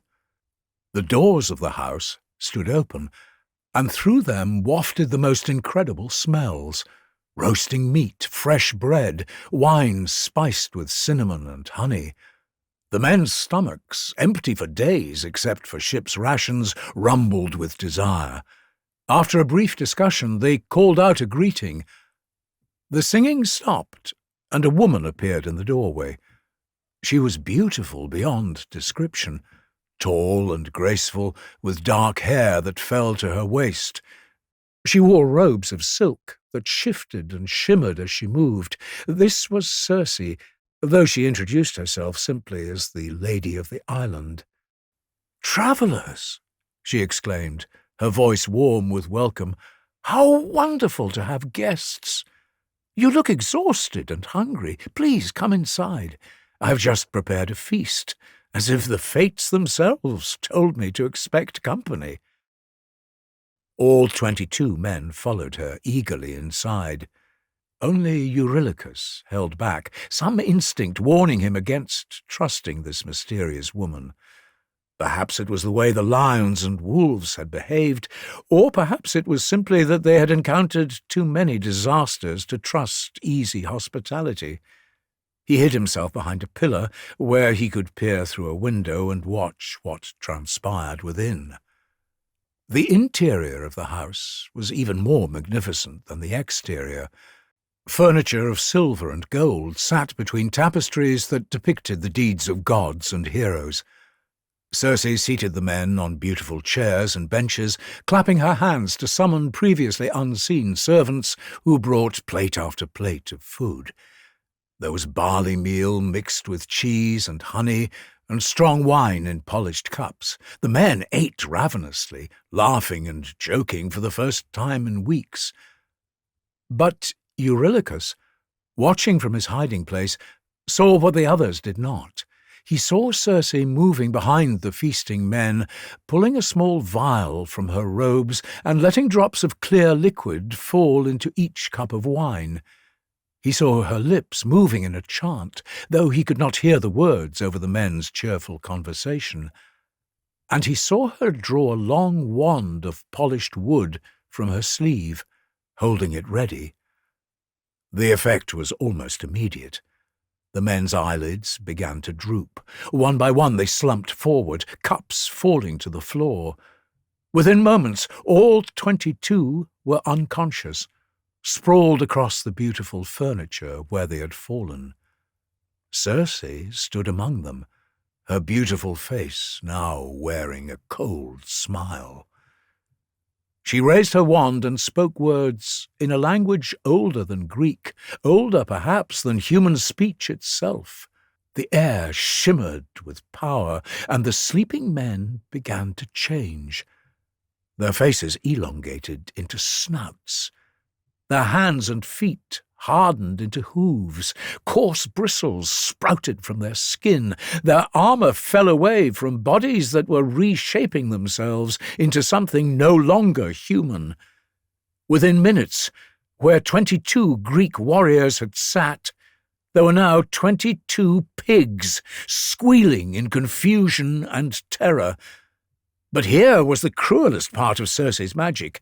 The men retained their human minds. Inside each pig was a man fully aware of what had happened to him, screaming internally, while only pig squeals emerged from his throat. They tried to speak, to plead, but only grunts came out. They tried to stand upright, but fell onto all fours, their new bodies refusing to obey their human instincts. Circe laughed, a sound that made clear she had done this many times before. "Come, my pretty pigs," she said, using her wand to herd them outside. "The sty awaits you. Acorns and slop will be your feast now, not wine and honey cakes." Eurylochus waited until she had driven the transformed men to a pen behind the house, then ran. He ran as he had never run before, crashing through the forest, ignoring the paths, taking the straightest route back to the beach. The docile wolves and lions watched him pass, and now he understood. They too had once been men, sailors from other ships, transformed by Circe's magic into beasts.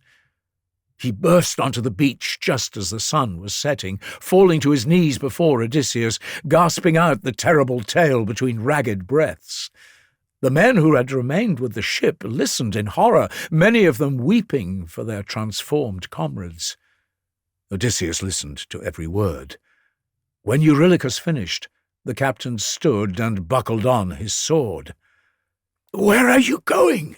Eurylochus gasped. "You cannot face her alone. She is a goddess or something close to it. She will transform you as she did the others." "Then I will die trying to free them," Odysseus replied. "I have lost too many men already. I will not abandon these as well."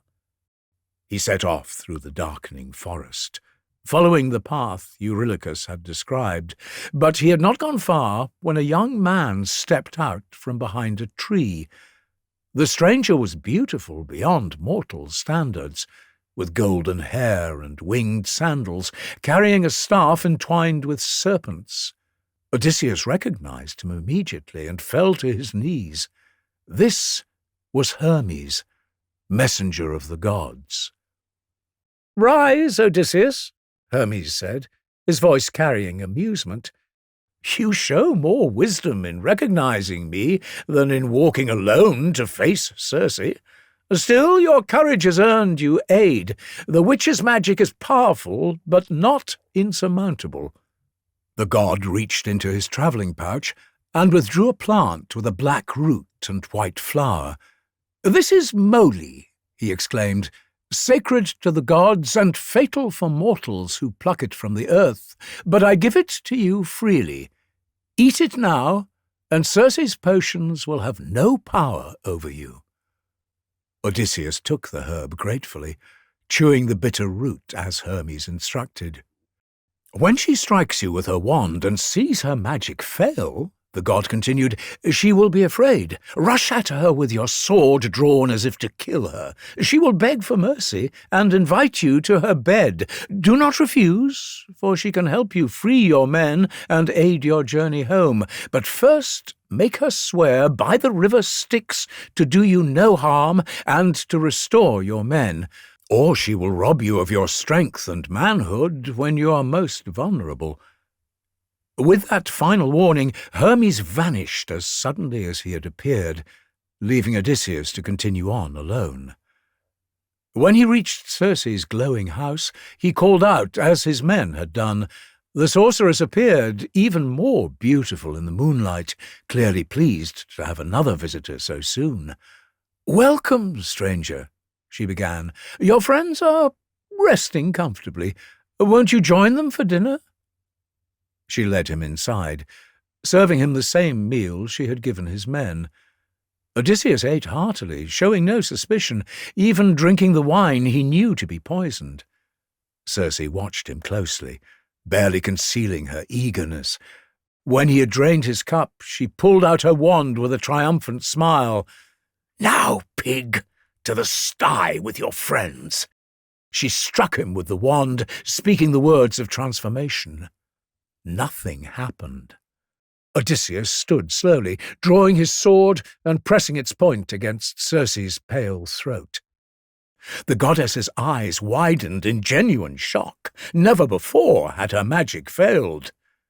"Witch," Odysseus said, his voice hard as iron, "you will swear by the river Styx, the oath that even gods cannot break. Swear that you will restore my men to their true forms, and that you will work no more magic against me or my companions." Circe stared at him for a long moment. Then something changed in her expression. Wonder replaced shock, and she actually smiled. "You can only be Odysseus," she said.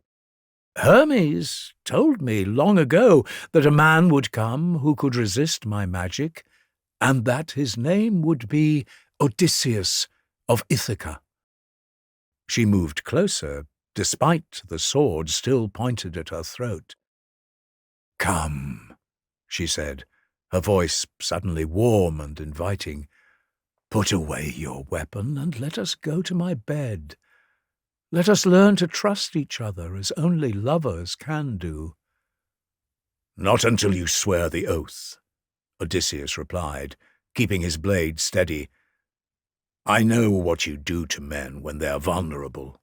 Circe raised her hands and spoke the binding words. "I swear by the river Styx that I will work no magic against you, that I will bring you no harm in my bed or anywhere else." Thunder rumbled in the distance as the oath was sealed. "Now, son of Laertes, sheath your sword and come with me." Only then did Odysseus lower his weapon. Circe led him to her chamber, where fine tapestries hung on every wall and the bed was spread with purple cloth. She was true to her oath, and when dawn came, she had her servants prepare a bath for him with warm water and fragrant oils. They dressed him in a fresh tunic and cloak, then led him to her hall where a feast was waiting. But Odysseus would not touch the food. He sat in silence, staring at the laden table. "What troubles you?" Circe asked. "Why do you sit like a man in mourning when I have given you everything a guest could desire?" "How can I eat?" Odysseus replied, "when my men are still grunting in your pigsty? If you want me to feast in your hall, first restore my companions to their true forms." Circe smiled and rose from her chair. "Your reputation for cunning is well earned." "Very well." She led him to the sty, where 22 swine crowded against the fence, squealing desperately when they saw their captain. Circe rubbed each pig with a different drug, and the magic reversed itself. Bristles fell away, hooves became hands and feet, snouts shrank back into human faces. The men stood before him, naked and confused but whole, actually looking younger and stronger than they had before their transformation. The reunion was joyful, with the men embracing each other and weeping. Circe, now bound by her oath, provided the men with clothing and food, real food this time, without any magical additions. She sent them back to the beach to fetch Odysseus's remaining crew, guaranteeing their safety. Circe was so taken with Odysseus's courage and cleverness that she invited him to stay as her guest, not as a pig in her sty, but as a man in her bed.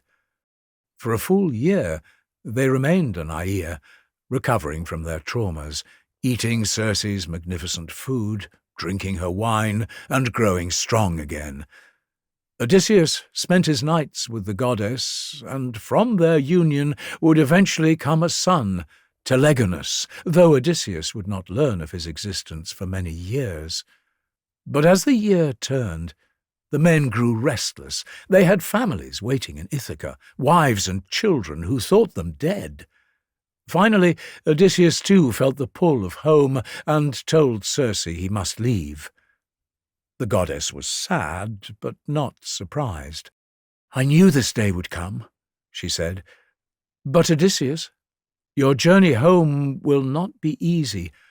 The gods have placed many obstacles in your path, and you sail toward dangers that would break lesser men. Before you face them, you must seek knowledge. You must sail to the very edge of the world, to the entrance of Hades itself, and speak with the ghost of the prophet Tiresias. Only he can tell you how to survive what lies ahead." She gave him detailed instructions for the terrible journey, what sacrifices to make and what words to speak. As his men prepared the ship for departure, loading it with supplies Circe had provided, she pulled Odysseus aside one final time.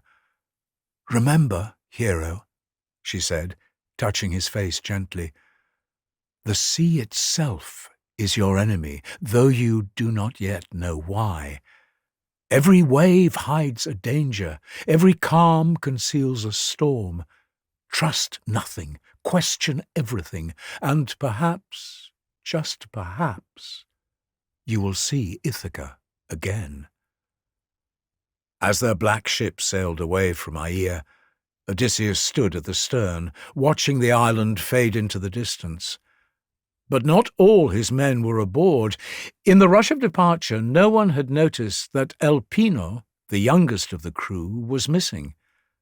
The night before, Elpino had drunk heavily at the farewell feast. Seeking fresh air, he had climbed a ladder to Circe's flat roof and passed out, completely deaf to the world. When the morning came and he heard his companions calling to each other, preparing the ship for departure, Elpino woke with a start. Still drunk and confused about where he was, he stood up quickly and walked straight off the edge of the roof. It was not a great height, but he fell head first, his neck snapping against the stone courtyard below. His soul fled immediately to the house of Hades, travelling swifter than any ship, so that his ghost would arrive in the underworld before his companions, waiting there to beg Odysseus for the proper burial his body had been denied. They would not discover his absence until they were far out to sea, and by then it was too late to turn back.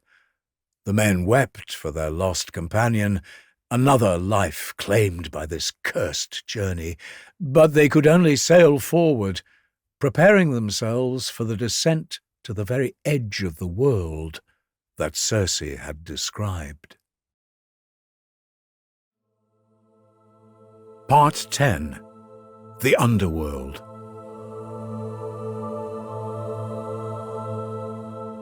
Following Circe's precise instructions, Odysseus and his men sailed to the very edge of the world, where the sun never shines, and the river Oceanus meets the entrance to Hades.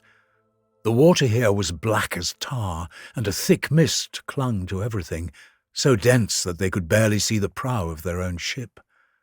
No birds flew in this cursed sky. No fish swam in these dead waters. Even the wind seemed reluctant to blow here, forcing them to row through the still waters. They beached their ship on a shore of dark sand that crunched like bones beneath their feet. Before them lay the grove of Persephone, queen of the underworld, where black poplars and willows grew, their branches drooping toward the dead earth. These trees, sacred to Persephone, mark the boundary between the world of the living and the world of the dead.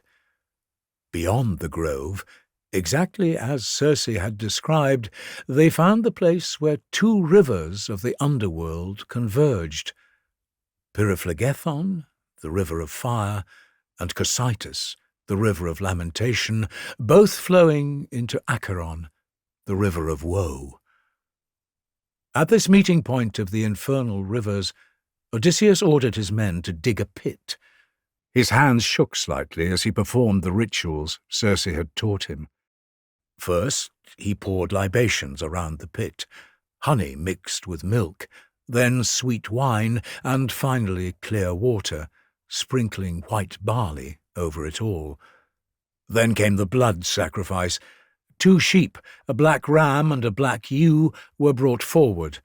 Odysseus cut their throats, letting the dark blood flow into the pit, while speaking the prayers to the dead that Circe had whispered to him in the night. At once, the dead began to rise. Up from the earth, drawn by the scent of blood, came spirits who rose like smoke from cracks in the ground, translucent and grey. First came the young brides who had died before their wedding nights, then unmarried youths cut down in their prime. There were old men who had lived full lives, and young girls still mourning their lost futures. Warriors came too, their ghostly forms still bearing the wounds that had killed them, phantom spears protruding from their transparent chests. The dead pressed forward in crowds, thousands upon thousands, all desperate for a taste of the blood that would briefly restore their ability to speak and think clearly. Their moaning filled the air, a sound that chilled the living to their bones. Odysseus's crew cowered behind him, some weeping with terror, overwhelmed at the sight of so many spirits. Odysseus drew his sword, using it to keep the ghosts at bay, allowing none to drink until Tiresias appeared. But the first spirit to approach was not the prophet. It was Elpenor, his youngest crew member, whose body still lay unburied on Circe's island. Unlike the other ghosts who needed blood to speak, Elpenor could still talk clearly, for without proper burial rites his soul had not fully crossed into death. "Captain," Elpenor's ghost cried, more solid than the others because his death was so recent, "how did you reach the house of Hades as fast as I, who travelled without a ship? My lord, I beg you, when you return to the world of the living, do not leave me unburied and unmourned. Return to Aea and burn my body with my armour. Build me a mound on the shore and plant my oar upon it, the oar I pulled when I was alive among my companions." Odysseus, his heart heavy with guilt, promised to fulfill these rites. Elpenor's spirit drifted back into the shadows, satisfied that he had been heard. Next came a sight that shattered Odysseus's composure entirely. From the grey masses of the dead emerged his own mother, Anticlea. When he had left for Troy, she had been alive and well, waiting for his return. Now here she stood amongst the spirits, reaching toward him with pale arms. Odysseus wept openly, realizing she must have died during his long absence. 3 times he tried to embrace her, and 3 times his arms passed through her form as if she were made of mist. But he held her back from the blood, despite desperately wanting to speak with her. Tiresias must drink first. Finally, the ghost of the Theban prophet appeared, still carrying his golden staff, even in death. Unlike the other spirits who wandered aimlessly, Tiresias moved with purpose, his blind eyes somehow seeing more clearly than those of the living. Odysseus sheathed his sword and stepped back from the pit, allowing the prophet to drink the dark blood. As the liquid passed his lips, awareness flooded back into Tiresias's features. His voice, when he spoke, was clear and strong, not the whisper of the other ghosts. "Odysseus of Ithaca," the prophet began, "you seek a way home, but the god who shakes the earth has made your journey bitter. Poseidon will not forget that you blinded his son, the Cyclops Polyphemus. Still, you may yet reach home if you can control yourself and your men." The prophet spoke, as if seeing terrible visions, as he continued, "You will come to the island of Thrinacia, where the sun god Helios keeps his sacred cattle. These golden beasts number 350, and they neither give birth nor die.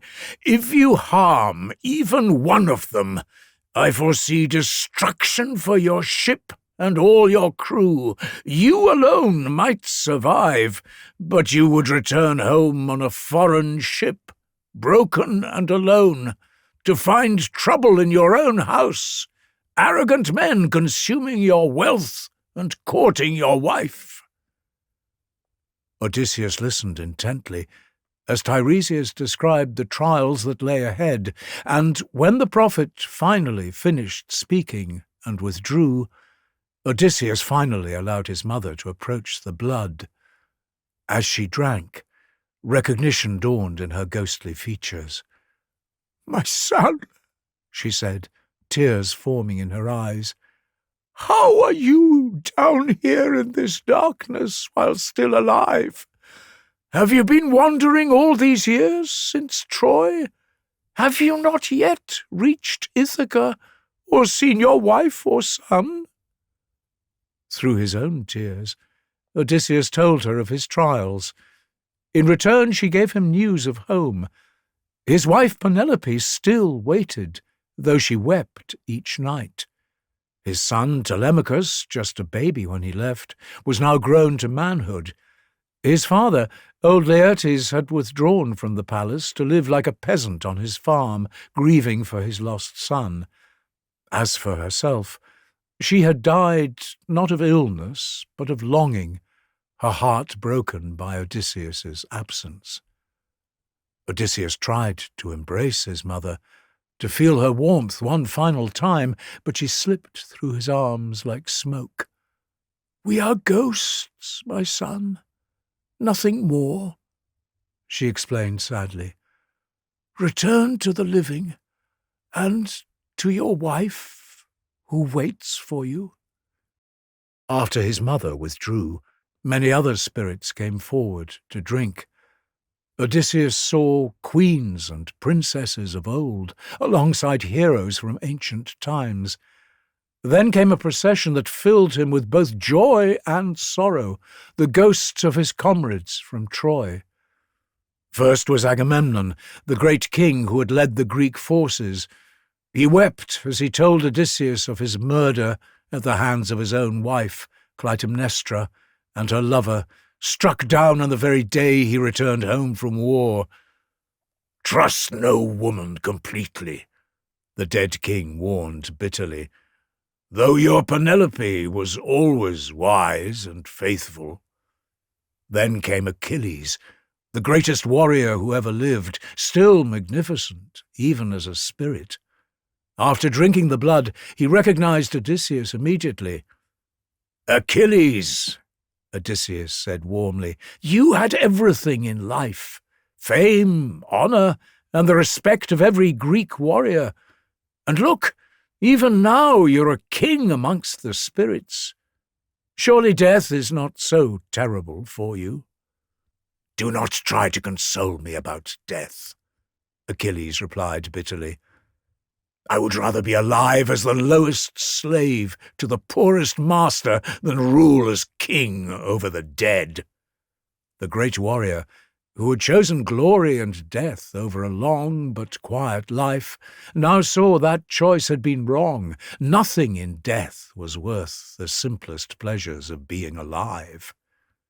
As Odysseus continued speaking with his dead companions, the spirits began to grow more restless. More and more crowded forward, thousands of them, their moaning growing louder until it was like the roar of a terrible storm. They pressed closer and closer, no longer held back by his sword, their pale hands reaching, touching, grasping. "Back to the ship!" Odysseus shouted to his terrified men. They ran through the grove of Persephone, the twisted trees seeming to grasp at them with their skeletal branches. Behind them, the moaning of the dead rose to a horrible crescendo. They pushed their black ship into the water and rowed with all their strength, not daring to look back at the cursed shore. Having escaped the madness, Odysseus and his men sailed back across the ocean toward Aea, Circe's island, where they had one final task to fulfill. They found Elpenor's body exactly where it had fallen, still lying in the courtyard beneath Circe's roof, his neck bent at an unnatural angle. The men who had mocked him for his drinking now shed tears as they carried him to the shore. They built his funeral pyre high, burning his body with his armour as he had requested. When the flames died down and they had gathered his bones, they raised a mound over them and planted his oar on top, the oar he had pulled when he lived amongst them. Circe met them at her house, accompanied by servants carrying bread, meat, and wine. She had prepared a feast, knowing they would need strength for what lay ahead. As the men ate and tried to forget the horrors of the underworld, Circe drew Odysseus aside, leading him to a quiet corner where they could speak privately. "So you have been to the house of the dead and returned," she said, studying his face. "Listen carefully, for the journey ahead holds dangers that make the underworld seem peaceful. I will tell you exactly what you must do to survive, though I warn you now, not all your men can be saved."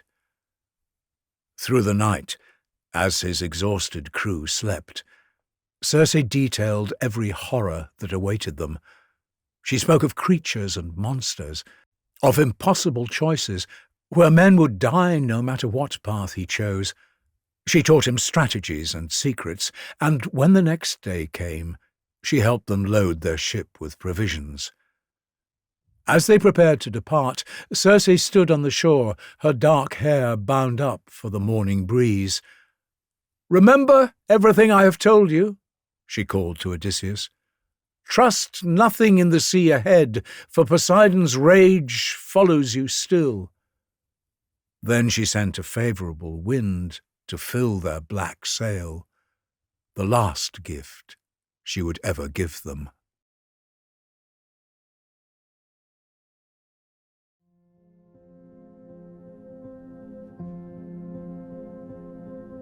Part 11. The Sirens.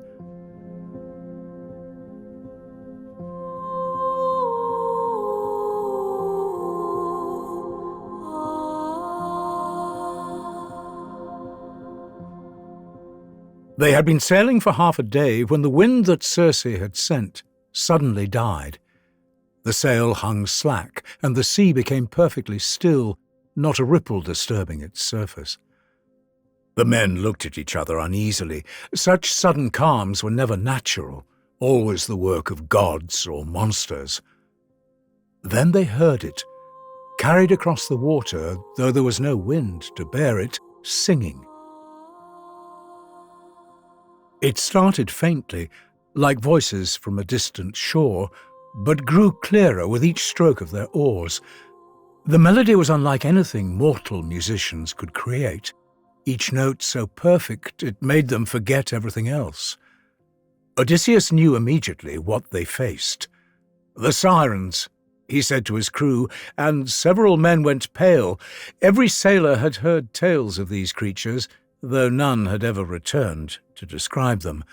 They sat on their island, surrounded by the bones of men who had steered toward their voices, forgetting home, forgetting family, forgetting everything but the need to hear their song more clearly. "Quick!" Odysseus commanded, pulling out a wheel of beeswax Circe had given him. "Soften this in your hands and plug your ears completely. Let no sound through, no matter how beautiful." The men obeyed hastily, rolling the wax between their palms until it was soft enough to shape, then pressing it deep into their ears. The world went silent for them, even the splash of the oars now soundless. But Odysseus, driven by curiosity, wanted to be the first man to hear the Sirens' song and live to tell of it. "Bind me to the mast," he ordered his men, who could read his lips, though they heard no sound. "Use the strongest ropes, and no matter what I say or do not release me until we are far past the Sirens' island. If I struggle, if I plead, if I command you as your captain, only tie me tighter."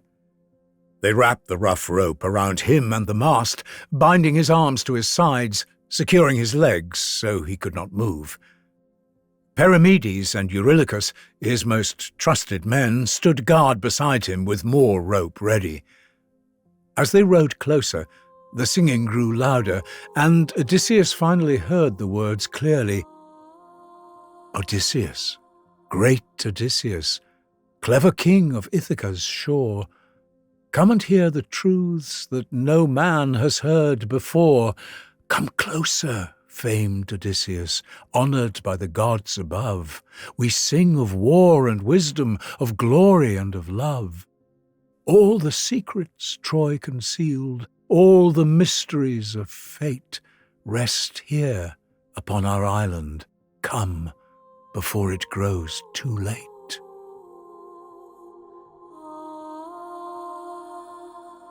The voices were beyond beautiful.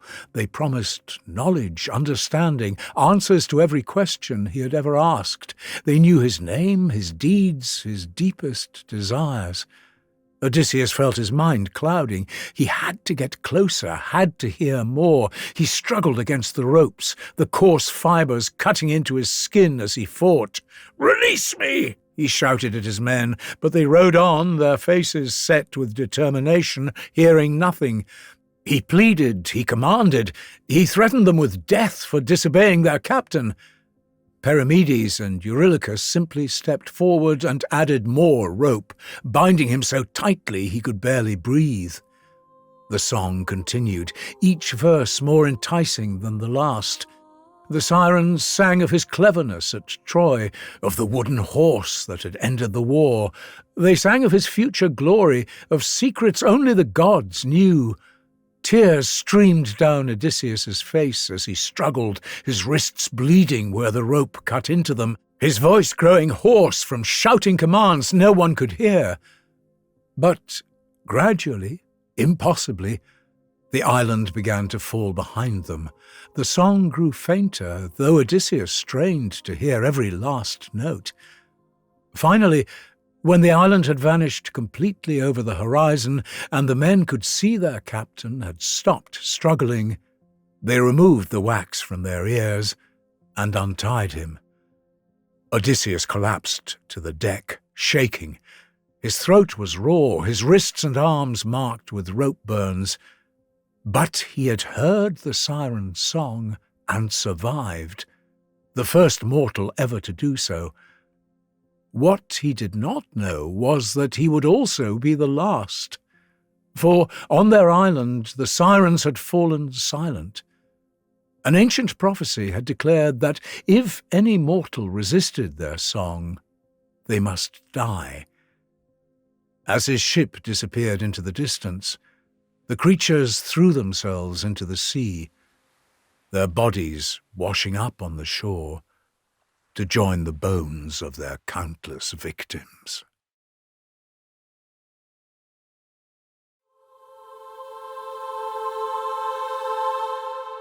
Part 12. Scylla and Charybdis. The relief of surviving the Sirens lasted only until the next morning, when Odysseus saw what lay ahead. The sea narrowed into a strait between two cliffs, with him realizing instantly that they had reached a passage Circe had warned him about. The cliff on the left was shrouded in a deep mist, and even from a distance they could hear the roar of Charybdis. 3 times a day, this monstrous whirlpool sucked down the waters, exposing the sandy seafloor littered with shipwrecks, then vomited it back up in a towering spout that reached to the clouds. Any ship caught in her pull would be dragged down to destruction, every soul aboard lost. Meanwhile, the right cliff rose sharply from the water, its face dotted with dark caves. Halfway up, in the largest cave, lived Scylla.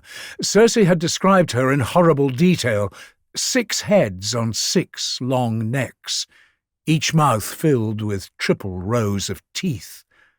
Below them, 12 feet scratched at the rock, though her body remained hidden deep within the cave, never fully seen by anyone who lived to tell of it. She would snatch sailors from passing ships, 1 for each head, and devour them alive, as their shipmates watched in horror. Odysseus faced an impossible choice, exactly as Circe had warned. There was no path between the monsters, the strait was too narrow. He would have to choose which one to face. Charybdis would destroy them all, but Scylla would take 6 men, no more, no less. 6 men whose deaths would buy passage for the rest. He made his decision without telling the crew. Better they did not know until it was too late to be afraid.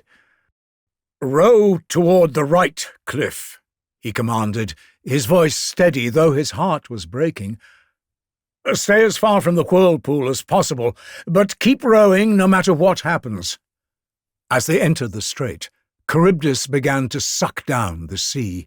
The men gasped in horror as they saw the whirlpool's throat, a spinning funnel that seemed to reach down to the foundation of the world. The current pulled at their ship, trying to drag them in, and they rowed desperately to keep clear. Every man watched the whirlpool, transfixed by the terrible sight. Which was why they did not see Scylla until it was too late. 6 heads shot down from the cave above, moving so fast they seemed to blur.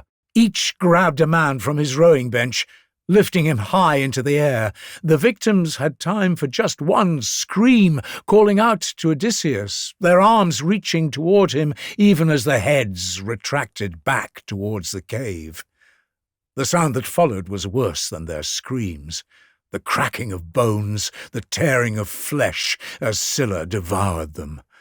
Their companions could only row harder, tears streaming down their faces as the monster ate their friends above their heads.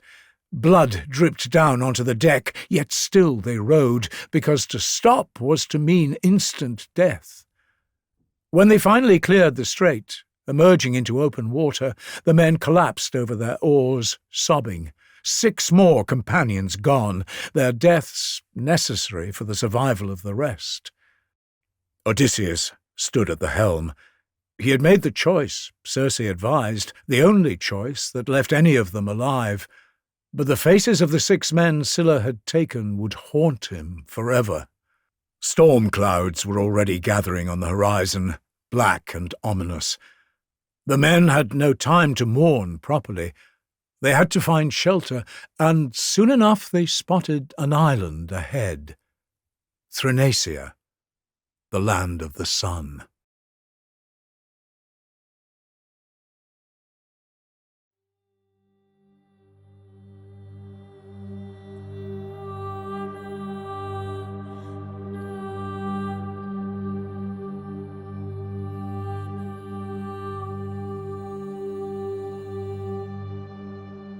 Part 13. The Cattle of the Sun. Odysseus knew this island the moment he saw it.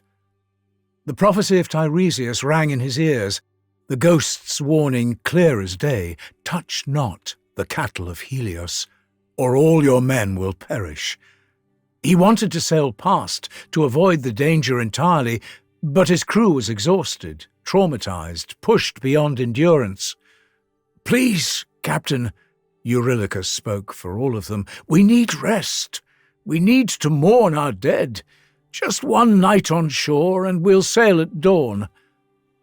Against his better judgment, Odysseus agreed, but he made them all swear a solemn oath. This island belongs to Helios, the sun god who sees all. His sacred cattle graze here, immortal beasts that must not be touched. Swear by the river Styx that you will only eat the provisions Circe gave us. Not one animal on this island must be harmed." They all swore, too tired to imagine they could break such an oath. They beached the ship in a sheltered cove and made camp, planning to leave with the morning light. But that night, Zeus sent a storm. It was no ordinary tempest. The south wind howled, driving waves the height of mountains against the shore. Lightning split the sky continuously, and rain fell in sheets so thick they could not see 10 feet ahead. The storm raged for a day, then a week, then 2 weeks. Their black ship would have been shattered to splinters if they had tried to launch it. At first, the men lived on the provisions from Circe, grain and wine and preserved meat. But as the storm stretched into its 3rd week, then its 4th, the supplies dwindled. They tried fishing, but the storm had driven all fish to deeper waters. They hunted birds, but found only a few scrawny seagulls. They gathered shellfish from the rocks, but it was never enough. Meanwhile, the cattle of Helios wandered the island in great herds, golden-horned and beautiful, their hides glowing with the light of the sun. 350 of them, each one perfect, neither aging nor breeding, as eternal as their master. They would walk past the camp, close enough to touch, their meat enough to feed the crew for weeks on end. By the end of the month, the men were skeletal, their cheeks hollow, their eyes sunk deep in their skulls. They chewed leather, they boiled grass. Some tried eating dirt to fill their empty stomachs, and still the storm raged on. Odysseus went alone to the interior of the island to pray to any god who might listen. Exhausted and weak from hunger, he found a cave sheltered from the wind and knelt to make his prayers. But the gods sent him sleep instead of answers, and he collapsed into unconsciousness. It was Eurylochus who spoke first amongst the men. "Brothers," he said, "all deaths are terrible, but starving is the worst. Better to die quickly at the hands of the gods than waste away to nothing. We'll kill the finest cattle and sacrifice them properly to the immortals. If Helios is angry, if he destroys us at sea, at least we'll die with full stomachs, like men instead of beggars." The starving crew needed no more encouragement. They chose the best cattle from the herd, beautiful beasts with golden horns and pure white hides. They performed all the proper rituals, making prayers and promises to build temples if they survived. Then they slaughtered the animals, butchered them expertly, and set the meat to roast over fires. The smell of cooking beef drifted across the island and reached Odysseus in his cave, waking him instantly. He ran back toward the beach, but even before he crested the hill, he knew what had happened. He could hear the sizzle of fat in the fires, could see the smoke rising into the dark sky. When he saw the spitted carcasses, the men gorging themselves on the sacred meat, he fell to his knees and wept. "You fools!" he cried. "You've killed us all! Those cattle belonged to the god who drives the sun across the sky, who sees everything that happens on earth. We are all dead men." But the crew was beyond caring. They had been starving for a month, and the meat was sweet beyond description. They feasted for 6 days, until, suddenly, on the 7th, the storm stopped. The wind died, the clouds parted, and the sea became calm once more.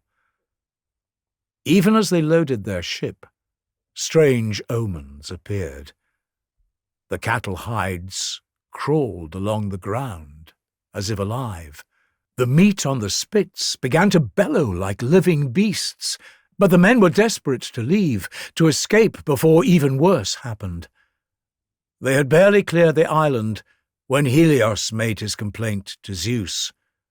"Father of the gods," the sun god raged, "the mortals have slaughtered my sacred cattle, the beasts I look down upon with joy each day as I drive my chariot across the sky. If they are not punished, I will drive my chariot down to Hades and shine among the dead instead of the living." Zeus could not allow the sun to abandon the sky. He sent a black cloud that rushed across the water faster than any natural storm. The men barely had time to lower the sail before the tempest struck. Lightning split the mast in half, sending it crashing down to crush the helmsman's skull. The thunderbolt that followed split the ship from stem to stern, opening it like a seed pod. The men were flung into the raging sea. They bobbed like seabirds for a moment, calling to each other, trying to grab floating pieces of the wreck. Then the waves took them one by one, pulling them under. These men who had survived Troy, the Cyclops, the Laestrygonians, Circe, the journey to the Underworld, Scylla, all of them drowned in minutes, their bodies never to be found or given proper burial. Only Odysseus survived, clinging to the broken mast that he had tied to a beam from the wreck. For 9 days and nights he drifted, without food or water, burned by the sun and frozen by the night, delirious and close to death. On the 10th day, the currents carried him to an island forgotten by gods and men, where the beautiful nymph Calypso found him unconscious on her shore, more dead than alive. The prophecy had come to pass exactly as Tiresias had foretold. Every single one of his men was gone, and Odysseus was alone, cast up on a foreign shore with no ship, no crew, and no way home. Poseidon's curse had claimed them all, except the one man the god wanted to suffer most.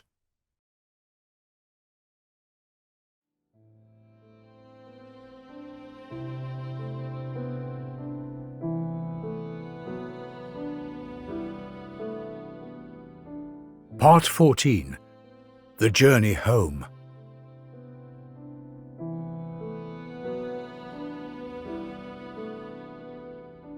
"And so," Odysseus said, his voice hoarse from his long story, "Calypso found me on her shore. For 7 years she kept me on her island, offering immortality if I would stay as her husband. But I thought only of my home, of Penelope and Telemachus, the son I had never seen grow to manhood. Finally the gods commanded her to release me. She helped me build a raft, and I sailed for 7 days before Poseidon saw me and shattered my vessel with another storm. That was when your princess, Nausicaa, found me, naked and exposed on your beach, and brought me to this hall." The great hall of the Phaeacians had fallen completely silent. King Alcinous and Queen Arete sat transfixed, along with all their nobles. They had asked for his story, and Odysseus had given it to them in its entirety, from Troy to their very doorstep, every monster, every loss, every impossible choice. The torches had burned low during the telling, with the first rays of sunlight showing through the windows. "Never," said King Alcinous at last, "have we heard such a tale of suffering and endurance. You have convinced us utterly that you are indeed Odysseus, and we will keep our promise. Today you shall go home." The king was true to his word. The Phaeacians were master sailors, descended from Poseidon himself. They loaded a black ship with gifts, bronze tripods, golden bowls, and fine cloth, more wealth than Odysseus had lost from Troy. As the sun set, Odysseus boarded the ship. The Phaeacian crew made a bed for him on the deck, spreading out soft rugs and linen sheets. Exhausted from telling his story, and overcome by the knowledge that he was finally going home, Odysseus fell into the deepest sleep he had known in 20 years. The ship flew across the water under the guidance of its expert crew. All through the night it sailed, carrying the long-suffering man towards his homeland.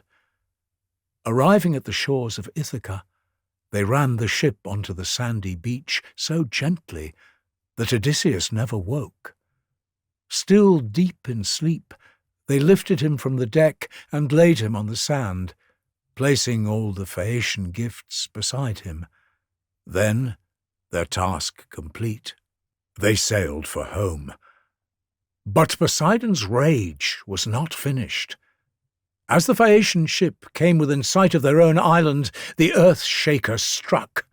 He turned the ship and all its crew to stone just as it reached the harbour, fixing it forever as a rock in the shallow water, a warning to all who would help his enemies. Around their city he raised a ring of mountains, cutting them off from the sea they had mastered, ending their days as a nation of sailors. King Alcinous, watching from the shore, understood immediately what had happened. The prophecy his father had spoken years ago had come to pass, that one day Poseidon would punish them for ferrying strangers safely across the seas. The king ordered great sacrifices to the earth-shaker, 12 perfect bulls slaughtered on the beach, their blood soaking into the sand. The entire city gathered in prayer, begging Poseidon to show mercy. But the damage was done. The ship remained stone, and the mountains stood firm around their city, forever ending their days of free passage across the waves. Odysseus woke on the beach of Ithaca, but he did not know it. Athena, always watching over her favourite mortal, had spread a thick mist over everything. The harbour, the olive trees, even the very shape of the hills, all were hidden from him. After so many deceptions, so many false hopes, she wanted to prepare him properly for what lay ahead. He sat up on the sand, looking around at the unfamiliar landscape, his heart sinking with despair. The Phaeacians had tricked him. They had promised to take him home, but had abandoned him on some unknown shore. He checked the gifts. At least they were all there, the gold and bronze and fine cloth. But what good was treasure if he was lost yet again? "Another strange land," he said aloud, his voice bitter. "Are the people here savage or civilized? Do they respect strangers, or will I have to fight them? O Zeus, why have the Phaeacians betrayed me?" As he spoke, a young shepherd appeared through the mist, handsome and well-dressed, carrying a bronze spear. Odysseus approached carefully, ready for anything. "Young man," he called, "you are the first person I've met on this shore. Please tell me truthfully, what land is this? What people live here?" The shepherd smiled. "You must come from very far away, stranger, not to know this island. This is Ithaca, famous for its goats, visible even from the mainland." Odysseus's heart leapt. But 20 years of suffering had taught him caution. He would not reveal himself to the first person he met. Instead, he spun a careful lie about being a refugee from Crete, a man who had killed someone important and fled with his treasure. The shepherd listened to the entire false tale, then laughed, not a shepherd's laugh, but the bright, delighted laughter of an immortal. The figure shimmered and changed, growing taller, more graceful. The shepherd's clothes became a shining robe. The boyish face transformed into the beautiful, grey-eyed features of Athena herself. "Oh, Odysseus," the goddess said, still smiling, "even now, standing on your own shore, you cannot stop yourself from lying and scheming. We're alike, you and I. You the cleverest of mortals, I the wisest of immortals. Did you not know I have been watching over you all this time? I could not openly oppose Poseidon, my father's brother, but I have helped where I could." She waved her hand, and the mist dissolved. Suddenly Odysseus could see everything clearly.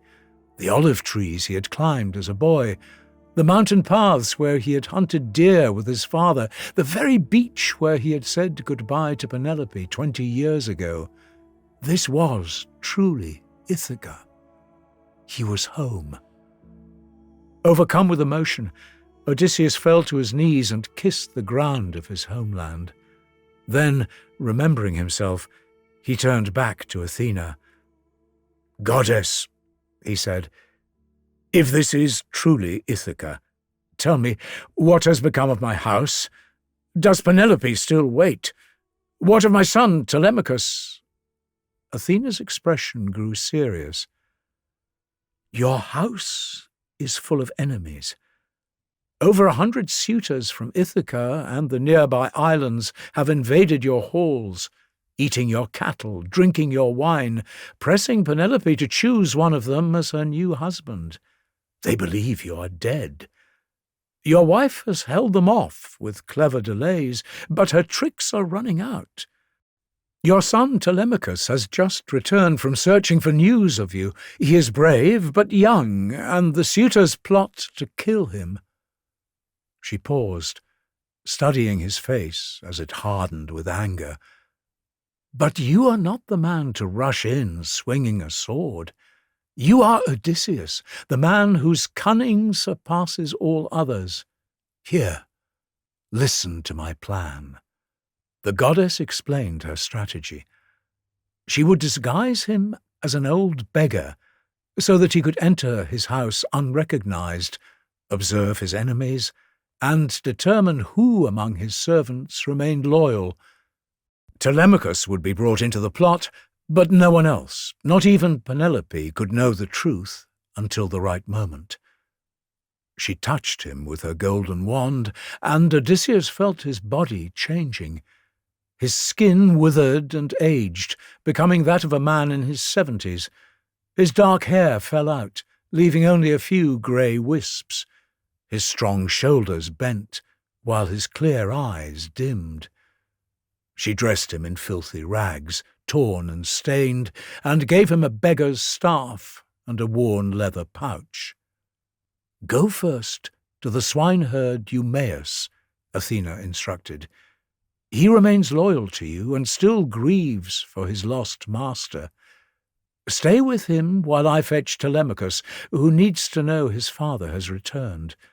Trust no one else, not yet. The suitors have grown bold in your absence. They would kill you without hesitation if they knew who you were." She helped him hide the Phaeacian treasure in a nearby cave, rolling a great stone across the entrance that no mortal could move. Then she vanished in a cloud of smoke, disappearing before his eyes. Odysseus stood alone on the beach of Ithaca, a beggar in appearance, but a king at heart. His 20 years of wandering finally ended. But the hardest battle still lay ahead. Taking up his beggar's staff, he turned inland towards the hut of Eumaeus to begin his final journey. Part 15. Father and Son. The path to Eumaeus's hut led upward through rocky terrain, away from the cultivated fields and into the rougher land where the pigs were kept. 4 dogs rushed at Odysseus as he approached, fierce animals trained to protect the herd. He sat down quickly and dropped his staff, a trick he had learned long ago, for attacking dogs rarely bite a seated man. Even so, they might have torn him apart if Eumaeus had not run from his hut, shouting at them to back away. "Old man," the swineherd said, helping Odysseus to his feet, "you could have been torn apart, as if I don't have enough to worry about. Here I am, fattening pigs for men who don't deserve them, while my true master is lost somewhere far from home, if he's even still alive." He led Odysseus into his hut, a simple but clean dwelling with a warm fire burning inside.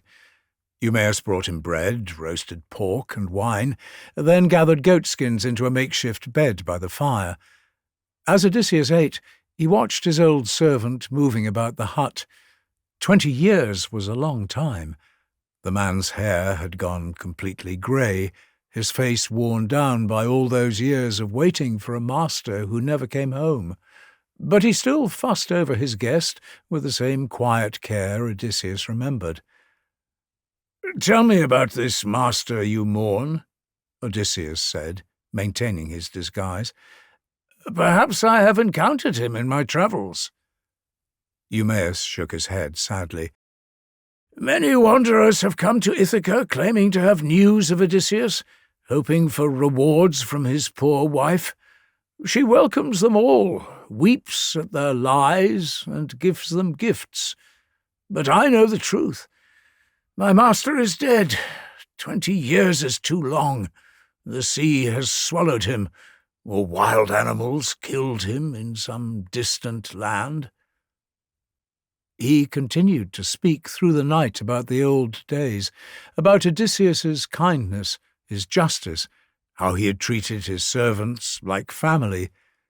He told of Penelope's suffering, how the suitors consumed the wealth of the household, and how they plotted to kill Telemachus and divide the kingdom amongst themselves. "The young master tries to stand against them," Eumaeus said, "but he is one and they are many. He has his father's courage, but not yet his cunning. I fear for him every day." Odysseus slept that night on the goatskins, his fists clenched in anger at what he had heard, but he managed to keep his disguise. They spent 3 days together. Odysseus told false tales of his supposed life, carefully testing Eumaeus's loyalty with criticism of the absent king, with suggestions that Odysseus might never return. But he remained faithful, defending his master's memory, maintaining hope against all reason. On the 4th day, as morning came, the dogs outside began barking, not with aggression, but with joy, whining and wagging their tails. Footsteps approached, and Odysseus looked up from the fire to see a young man in the doorway, tall and well-built, carrying a bronze spear. His heart stopped. This was Telemachus, his son. The infant he had left behind was now a man. Odysseus had to grip the edge of his seat to keep from standing, from calling out. 20 years of imagining this moment had not prepared him for the reality. "My dear child," Eumaeus cried, jumping to his feet. "Telemachus! I fear the suitors had killed you on your journey. Come in, let me look at you, safe and sound." Odysseus watched his son embrace the swineherd with genuine warmth. When Telemachus asked about his mother, the concern in his voice made Odysseus's chest tighten. "Tell me, does my mother still resist the suitors? Has she chosen one to marry?" "She holds firm," Eumaeus assured him. "She weeps each night, but makes no choice. But tell me of your journey. Did you find news of your father?" "I learned he still lives," Telemachus said carefully. "Menelaus told me that Odysseus is held captive on a nymph's island, unable to sail home no matter how he might wish to. But whether that has changed, I cannot say." At that moment, Telemachus became aware of the stranger sitting by the fire. As his son's eyes landed on him, Odysseus had to force himself to remain hunched, to keep his head bowed and his manner humble. Every instinct screamed at him to reveal himself, but he mumbled a greeting befitting an old beggar. "I must go and tell your mother you have returned safely," Eumaeus said. "She has been sick with worry." "Go carefully," Telemachus warned. "Tell only her, not the suitors." After the swineherd left, closing the door behind him, Odysseus felt Athena's power wash over him. His disguise melted away, his back straightened, and his withered skin grew smooth once more. His bald head sprouted thick hair, dark with threads of grey. The rags transformed into a clean tunic, and he stood before his son as himself for the first time in 20 years. "You are a god," Telemachus gasped upon seeing the transformation. "Please, whoever you are, have mercy on me." The spear in Telemachus's hand, raised in fear, nearly broke Odysseus's heart. "I am no god," Odysseus responded, his voice almost cracking. "I am your father, come home at last." "No," Telemachus shook his head, still gripping his spear. "My father is dead, or lost forever. You are some spirit trying to trick me, to give me hope only to crush it. No mortal can change his appearance like that." Odysseus understood. How many times had the boy dreamed of this moment? How many false hopes had he endured? "Athena changed me," Odysseus explained. "The goddess can make me young or old, strong or weak, as she wishes. But I am truly Odysseus. I am your father, for whom you have grieved. I have come back after 20 years of suffering." He reached out, unable to wait any longer. When Telemachus finally saw something in his face, some feature Penelope must have described 1,000 times, and threw himself into his arms, Odysseus felt complete for the first time since leaving Ithaca. He held his son, this stranger who was his blood, this man who should have grown up at his side. The years he had lost could never be recovered, but this moment, this embrace, was worth all the suffering that had brought him here. They wept together, father and son, 20 years of separation pouring out in their tears. When they could finally speak again, they sat close together, Telemachus unable to stop staring at his father, as if he might vanish again if he looked away. "How?" Telemachus asked. "How did you come here? Where have you been? Mother said you were clever, that you would find a way home, but 20 years." Odysseus told him everything, quickly but thoroughly. The war, the Cyclops, the curse of Poseidon, the years of wandering. He told him of Calypso's island, of the Phaeacians who brought him home, of Athena's plan. "Now," Odysseus said, his voice hardening, "tell me of these suitors. How many? Who leads them? What weapons do they have?"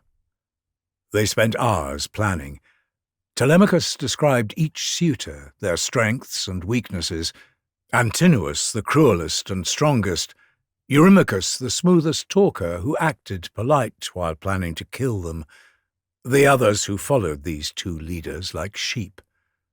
"Tomorrow," Odysseus instructed, "you return to the palace as if nothing has happened. I will follow later as a beggar. No matter what you see, if they strike me, if they humiliate me, you must not react. Show no sign that you know me." "Father, I cannot watch them abuse you." "You must. Our advantage is surprise. They believe I am dead. Let them continue believing until the moment we strike. When I give the signal, you must remove all weapons from the hall where they feast. Tell them you are storing them away from the smoke of the fire. Leave only enough for us. 2 swords, 2 spears, and 2 shields." Odysseus gripped his son's shoulders. "Listen closely, my boy. The only loyal servants are Eumaeus and the cowherd, Phaeacians, but even they cannot know yet. Not even Penelope can know I have returned. A secret shared is a secret lost, and if the suitors learn I live, they will kill us both before we can act." "What of Mother?" Telemachus asked. "She has waited so long, suffered so much. How can I look her in the eye and not tell her?" "Because you love her," Odysseus said firmly. "Her genuine grief, her true ignorance, these protect us all. When this is over, when the suitors lie dead, then she will know, but not before." As the sun began to set, they heard footsteps approaching, quickly. Athena's power washed over Odysseus. By the time Eumaeus entered, he was once again a pitiful beggar. He brought news from the palace. Penelope rejoiced at Telemachus's return, but the suitors were furious that their planned ambush of him had failed. They were debating whether to try another assassination or to force Penelope to choose immediately. "Then we have little time," Telemachus said. "Tomorrow I return to face them." "Be careful, young master," Eumaeus warned. "They grow desperate, and desperate men are dangerous." That night, as they shared a simple meal, Odysseus watched his son by the firelight. Despite everything, he smiled. His son had become a man he could be proud of. "Sleep well," Odysseus told him as they prepared for bed. "Tomorrow, we begin to take back what is ours."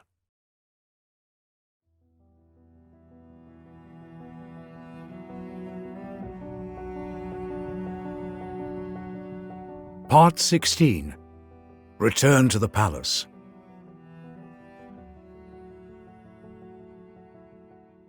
Odysseus stood at the gates of his own palace, transformed once again into the old beggar by Athena's power.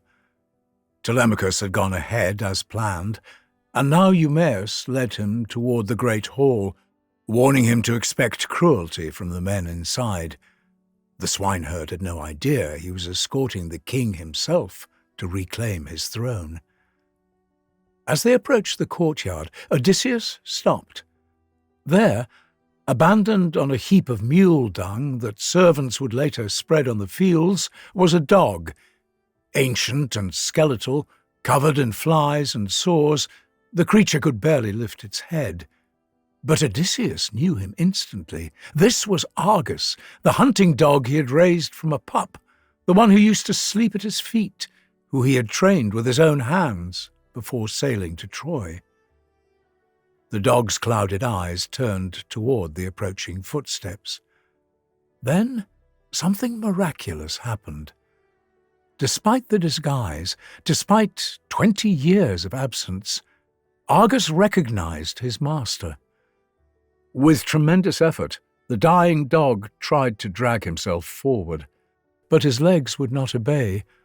All he could manage was the faintest movement of his tail, trying so hard to wag, and a soft whimper that said everything. "You came back. I waited. You came back." Odysseus felt his throat close with grief. Tears burned behind his eyes as he watched his faithful friend struggle even to lift his head. He wanted to run to Argus, to hold him, to tell him what a good dog he had been, to thank him for waiting. But he could not. One word, one gesture, and his disguise would shatter. "Whose dog is that?" he managed to ask, his voice barely steady. "He must have been magnificent once." "That's Argus," Eumaeus said quietly. "He belonged to our lost king Odysseus, once the fastest, finest hunting dog in all of Ithaca. He could track a wounded deer for miles, catch any hare. But when his master never returned from Troy, everyone forgot about him. He should have died years ago, but somehow he's held on all this time. still waiting for Odysseus to come home. Odysseus forced himself to walk past, each step agony. He could not look back, he could not say goodbye. Behind him, Argus watched his master disappear into the palace. Then, after 20 years of waiting, 20 years of refusing to die, the old dog finally closed his eyes and let go. His wait was over. His master had come home. In all his years of war and wandering, nothing had broken Odysseus's heart quite like this moment, walking past his loyal companion, who died the moment his vigil was complete. Inside the great hall, Odysseus saw what his home had become. Over 100 young men lounged on benches and chairs that had once seated honest guests. They shouted and laughed, throwing bones at each other, wine staining the floors where his father had once walked. Servants scurried between them, heads down, trying to avoid notice. "Look!" one of the suitors called out, spotting the beggar. "Eumaeus has brought us entertainment. Tell us, old man, have you come to compete for scraps with the dogs?" Laughter rippled through the hall. Odysseus kept his eyes down, playing his part, and began to move amongst them with his beggar's pouch, asking for charity as any wanderer might. Some gave him crusts of bread, amused by his presence. Others ignored him, but Antinous, the cruelest of them all, sneered when Odysseus approached. "Get away from me, you diseased old fool," Antinous said. "We have enough parasites in this hall without adding another." "Young lord," Odysseus replied mildly, "surely from such abundance you can spare a crust? You feast like kings in this house." "I'll give you something," Antinous snarled. He picked up a footstool and hurled it at Odysseus, striking him hard in the back. The blow would have knocked down an ordinary old man. Odysseus barely moved, solid as a rock, but quickly made himself stagger to keep up his disguise. The hall fell silent for a moment. Even amongst the suitors there were some who felt this went too far. Striking a beggar, a suppliant who had asked for bread, violated the basic laws of hospitality that Zeus himself protected. "That was poorly done, Antinous," one of the other suitors muttered. "What if he's a god in disguise? The immortals often test us this way." But Antinous just laughed, and soon the others joined in. Odysseus retreated to a corner, his back genuinely aching from the blow, memorizing Antinous's face for what was to come. As he sat in the corner, another figure entered the hall, another beggar, but this one well known to the suitors. Iris was his name, a large man who made himself useful to the young lords by running errands and fighting for their amusement. He saw Odysseus and immediately recognized a threat to his position. "Get out," Iris said, standing over Odysseus. "This is my territory. These nobles are my patrons. Find another hall to beg in, or I'll drag you out by your ankles." The suitors perked up, sensing entertainment. "A fight!" Antinous called out with delight. "Let these beggars provide us with sport. The victor shall feast upon the roasted goat's stomach, while the defeated shall be cast into the street."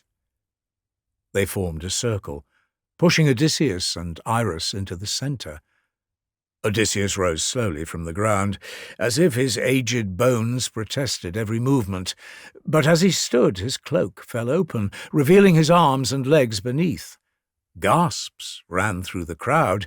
Beneath the weathered skin lay thick muscle, scarred from battles, still carrying terrible strength. The colour drained from Iris's face as he understood his mistake. "I am but an old man," Odysseus announced to the crowd.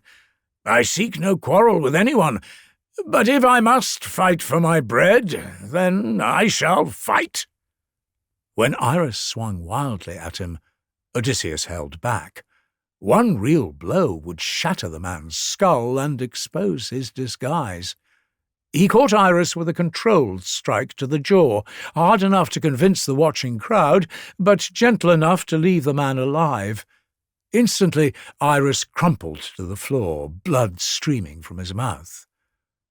The suitors erupted with laughter and cheers, suddenly warming to this formidable old wanderer. They pressed the promised food into his hands and filled his cup with wine, treating him like a victor in the games.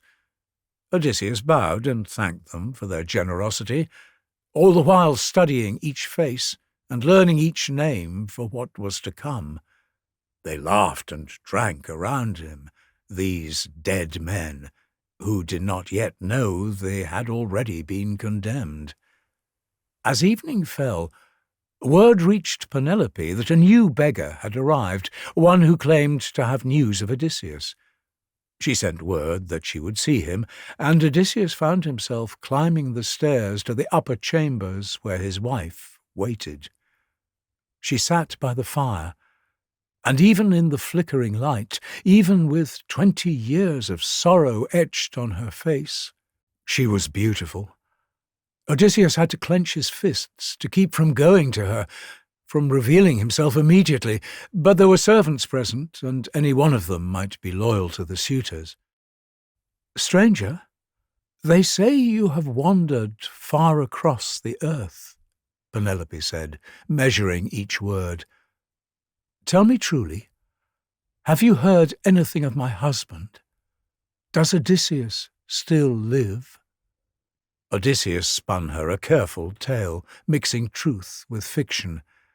He claimed to have met Odysseus years ago in Crete, describing him perfectly, the brooch he wore, the purple cloak she had woven for him, details only someone who had truly seen him would know.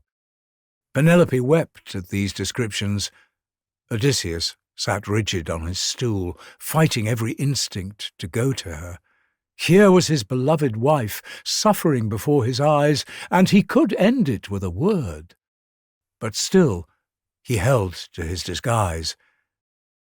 "I have heard," he continued, choosing his words with care, "that Odysseus lives and is making his way home.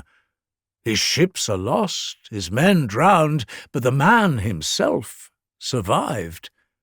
You will see him soon, my lady. Before this month ends, I believe." She looked at him sharply, hope and skepticism warring in her eyes. "Many have told me such stories. All have proven false." "This one is true," Odysseus said firmly. "Your husband will return and deal with these men who plague your house." Penelope studied him for a long moment, and something flickered in her expression, not quite recognition, but something. Then she called for the old nurse, Euryclea. "This stranger has brought me kind words," she said. "Wash his feet and prepare a proper bed for him. Treat him with the honour we once showed all guests, before this house forgot what hospitality meant." Euryclea brought a bronze basin filled with warm water. Time had aged her, but Odysseus knew those hands, the same ones that had held him as an infant, that had nursed his fevers and bandaged his wounds. This woman had raised him more truly than his own mother. As she knelt to wash his feet, Odysseus tensed. His thigh bore an old scar from a boar's tusk, a mark from his youth that Euryclea knew as well as her own palm. If she saw it, everything would unravel.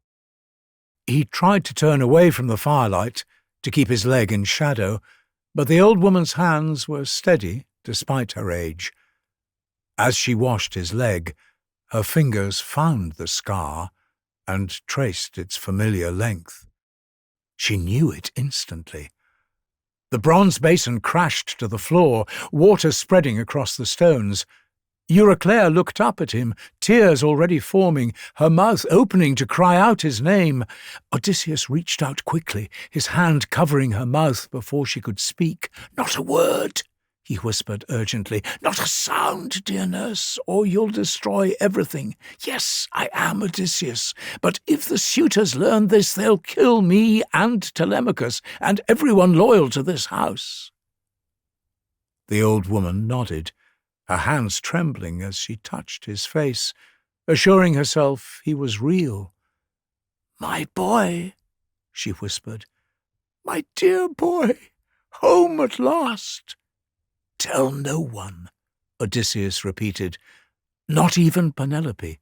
Soon, very soon, this will end, but not yet."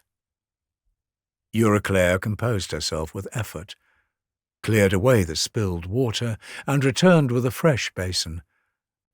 This time, as she washed his feet, every touch was a prayer of gratitude. Her lost king had come home. She left in silence when she finished, but Odysseus saw how her whole body shook with the effort of containing her joy. Penelope, who had been strangely distracted during all of this, looking into the fire as if lost in thought, turned back towards him. "Tomorrow," she said suddenly, "I will announce a contest. My husband's great bow hangs in the storeroom, the one only he could string. I will challenge the suitors to string it and shoot an arrow through 12 axe handles, as Odysseus used to do for sport. Whoever succeeds will become my husband. I cannot wait any longer." Odysseus's heart raced. Whether by divine inspiration or her own cleverness, Penelope had just given him the perfect opportunity. "That seems wise, my lady," he said carefully. "I believe Odysseus would approve. In fact, I'm certain he will be here before any suitor can string that bow." She looked at him again with that strange expression, as if seeing through his disguise, but choosing not to acknowledge it. "We shall see," she said softly, her eyes drifting to the window. Outside, the full moon cast silver light across the harbour, illuminating the very beach where a king once sailed to war. "We shall see." As Odysseus left her chamber and was guided to the room Euryclea had prepared for him, his mind was already working through the next day's plan. The bow contest would gather all the suitors in one place, focused on the competition. They would be unarmed except for their swords, with Telemachus having taken their spears as instructed. Tomorrow, the slaughter would begin. Tomorrow he would reclaim what was his. But tonight, he lay on a bed in his own house, listening to the drunken snoring of men who would soon be dead.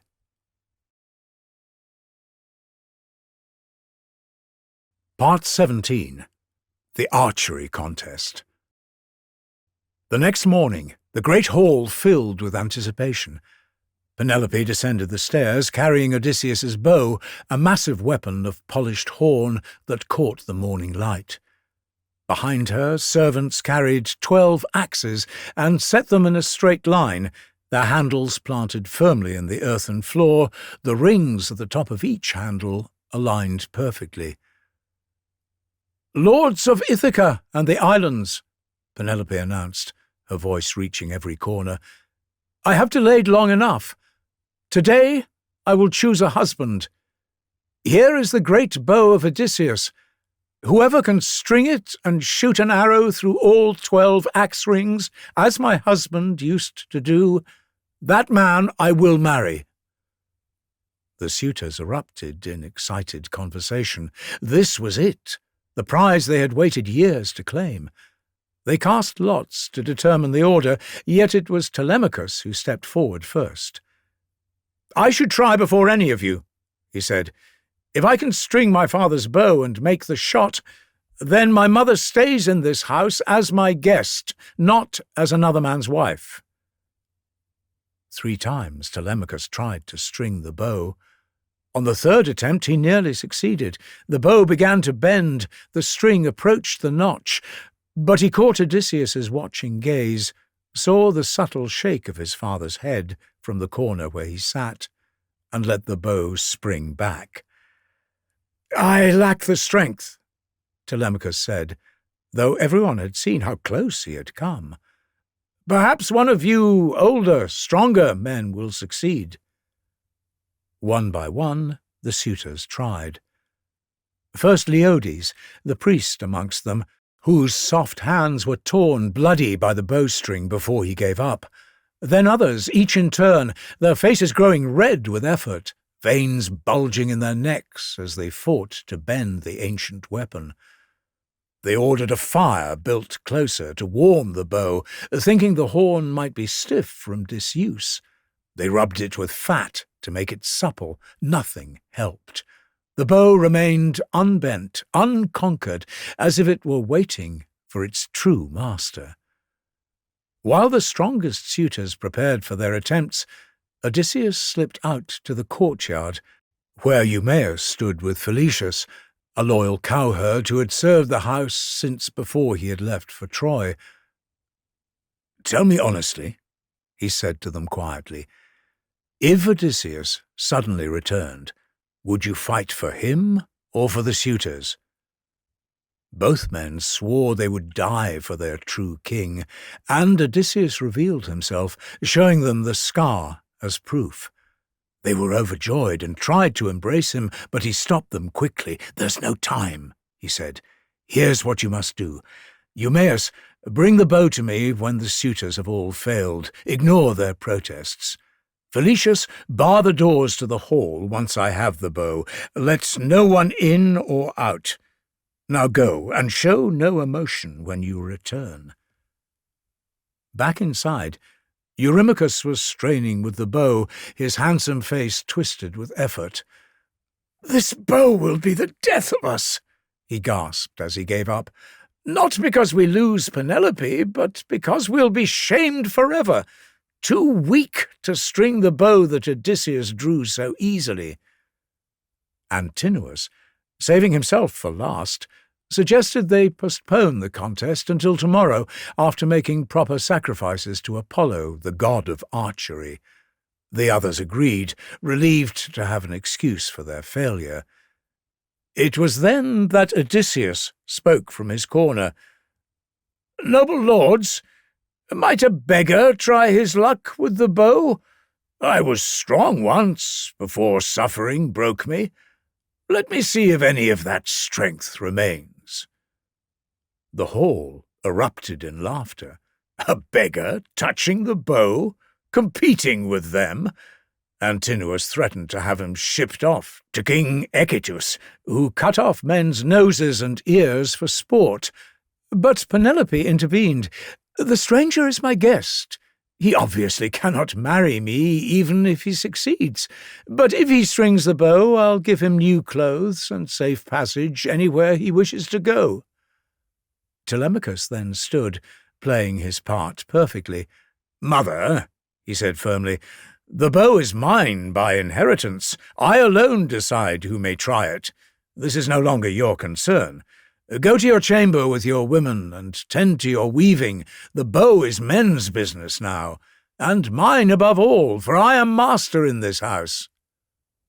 Penelope stared at her son in shock. He had never spoken to her this way before, never claimed his authority so forcefully. The suitors, too, were surprised. The boy they had mocked was suddenly speaking like a king. She opened her mouth to protest, then closed it, her years of wisdom telling her that something had changed, though she didn't know what. With a long, searching look at the beggar, then at her son, she turned and climbed the stairs to her chamber. As soon as she had gone, Eumaeus picked up the bow and began carrying it towards Odysseus. The suitors shouted threats, demanding he put it down. Telemachus countered with threats of his own. In the confusion, Eumaeus reached Odysseus and placed the bow in his hands. At the same moment, Phaeacians, quietly barred the doors.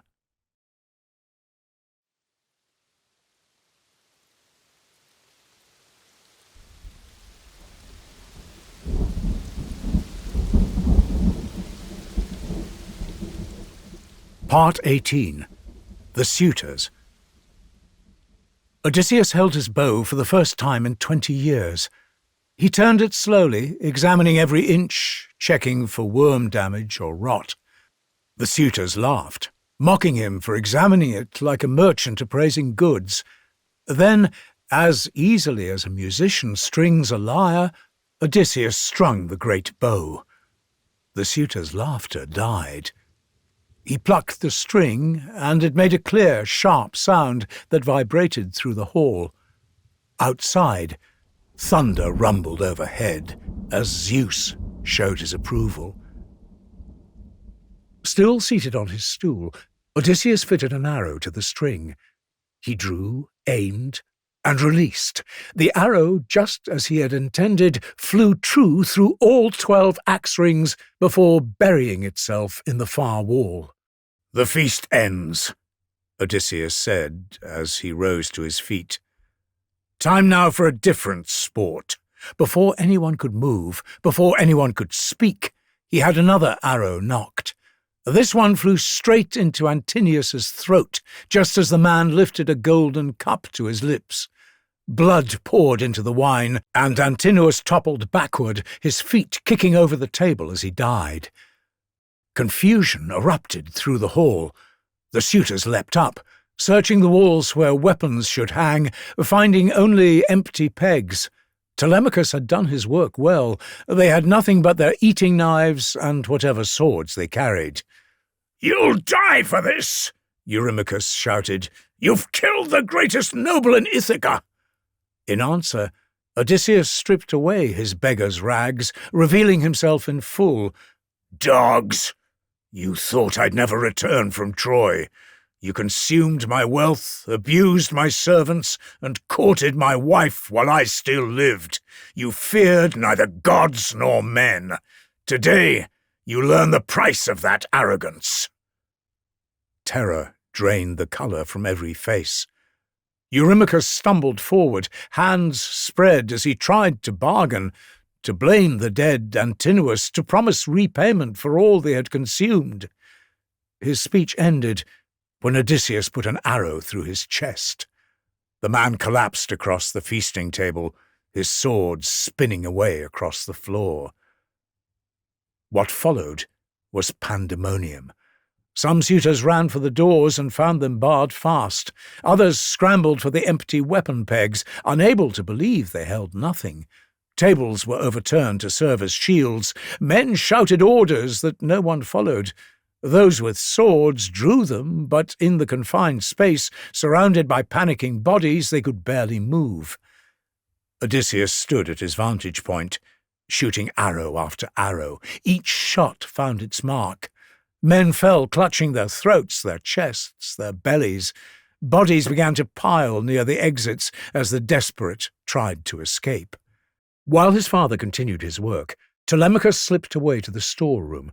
He returned with armour and spears for Odysseus, Eumaeus, and Phaeacians, with the 4 of them standing together, properly armed at last. But the goat-herd Melanthius had also found his way to that storeroom. Loyal to the suitors who had fed him well, he managed to bring swords and spears to some of them before Eumaeus and Phaeacians caught him making a second trip. They bound him tight and hauled him up to the rafters, leaving him hanging there for later judgment. When Odysseus's arrows were spent, 30 suitors lay dead, but 70 still lived. Now they had weapons, though they remained trapped in the hall. The suitors, desperate, threw spears in organized volleys, but Athena appeared, disguised as Mentor yet again, deflecting their weapons with a flick of her wrist. When Odysseus and his 3 companions threw their spears in return, every one found its mark. The suitors regrouped for one final charge, but Athena chose that moment to unleash her full divine power. Rising above them, she unfurled her aegis, the golden shield adorned with Medusa's horrific face. The suitors' minds shattered at the sight, panic consuming them utterly. They ran without purpose or direction, some falling to their knees, others trampling the wounded in their frenzy to escape. What followed was a massacre. Odysseus and his 3 companions moved through the hall without mercy. Every stroke found flesh, every thrust ended a life as blood pooled on the marble floor. Amidst the chaos, Leodes the priest fell to his knees and clasped Odysseus's legs, begging for mercy. He swore he had never touched a serving woman, that he had tried to restrain the other's worst excesses. Odysseus brought his sword down without hesitation, the priest's head rolling away, his lips still moving in a silent plea. Only 2 were spared, Phemius the bard and Medon the herald, and only because Telemachus vouched that they had served under compulsion, not choice. Then it was finished. The great hall stood silent, but for blood dripping from the walls and table edges. Bodies lay everywhere, piled like fish hauled onto a beach. Odysseus stood in their midst, drenched in gore, his chest heaving, the fury of 20 years finally spent. He called for old Euryclea. When she entered and saw the slaughter, she raised her voice to sing in triumph, but Odysseus cut her short. "No celebration over the dead," he said. "These men were destroyed by fate and their own wickedness. Now tell me, which of the servant women betrayed this house?"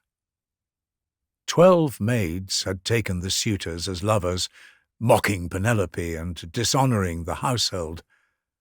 Odysseus had them brought to clean the hall, to carry out the bodies of the men they had embraced. They wept as they worked, scrubbing blood from the floors and walls. After the hall was cleaned, Telemachus marched them to the courtyard. "You don't deserve a clean death," he said, remembering their cruelty to his mother. He denied them the quick death of a blade. Instead, he strung them up from a rope stretched between 2 pillars, sending them to join their lovers in the underworld. For Melanthius, a crueler fate awaited. They dragged him down from the rafters and into the courtyard, where justice would be served for his treachery. They removed his extremities one by one, first his hands that had armed the suitors, then his feet that had run to betray his master. They left him bleeding in the dirt to contemplate his choices as his life ebbed away. Finally, Odysseus had the hall purified with burning sulphur. As the smoke cleared, loyal servants emerged from their hiding places.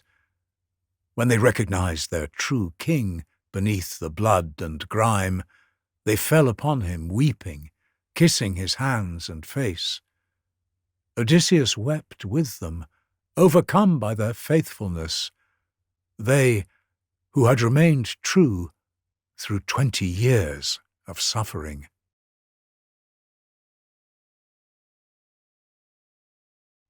Part 19. Penelope.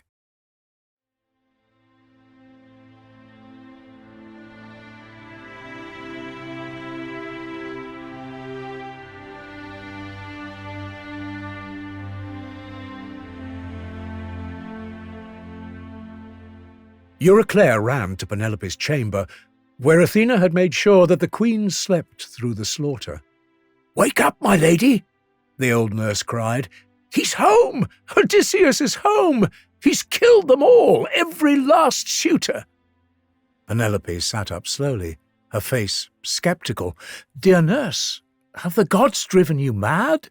Why do you mock me with such cruel lies?" "It's true! The beggar was Odysseus all along. I saw the scar when I washed his feet, but he made me keep silent. Come and see." Even when Penelope came down and saw Odysseus sitting by the fire, no longer the aged beggar, but a man in his prime, though still covered in blood, she held back. She sat opposite him, staring at his face in the firelight, saying nothing. "Mother," Telemachus said impatiently, Your husband is home after 20 years, and you sit there like a stone? What other woman would be so hard-hearted?" "If this is truly Odysseus," Penelope said carefully, "he and I will know each other. We have signs between us that no one else knows." Odysseus smiled slightly. "Let her be, son. She's right to test me. I'll bathe and put on clean clothes. Then we'll speak." When he returned, washed and dressed in royal robes, looking like a king again with Athena's help, Penelope still held back. She studied him for a long moment, then turned to the old nurse. "Euryclea," she said calmly, "move his great bed out of our bedchamber. Set it up for him elsewhere, with fine blankets and fleeces." "Move our bed?" Odysseus's composure shattered. He shot to his feet, his voice rising in disbelief. "What do you mean, move it? Who has dared to enter our chamber? That bed cannot be moved. I built it myself around the living olive tree. I shaped the trunk into the bedpost while it still grew from the earth, raised the room around it, inlaid the frame with gold and silver and ivory. To move that bed, one would have to cut through the tree itself. Tell me, Penelope, has someone destroyed it? Has someone defiled our chamber?" Penelope's face transformed with joy. "Odysseus," she cried, running to him, throwing her arms around his neck. "My husband, forgive me. I had to be sure. So many impostors have come claiming your name. Only the true Odysseus could know the secret of our marriage bed." They held each other, crying, neither able to let go. 20 years of separation, of loneliness, of doubt and fear and stubborn hope, all of it poured forth as they clung together. Penelope traced his weathered features with trembling fingers, finding beneath the new lines and scars the man she had married. Odysseus buried his face in her hair, breathing in her familiar scent, feeling her tears warm against his neck, knowing that he had found, at last, what Troy and all the seas had kept from him. He was home. They talked through the night, sharing their stories. Odysseus told her everything, the wanderings, the monsters, the gods, the losses. She told him of her tricks to delay the suitors, how she had woven Laertes' funeral shroud by day and unravelled it by night for 3 years, how she had never wavered in her faith that he would return, even when all of Ithaca declared him dead.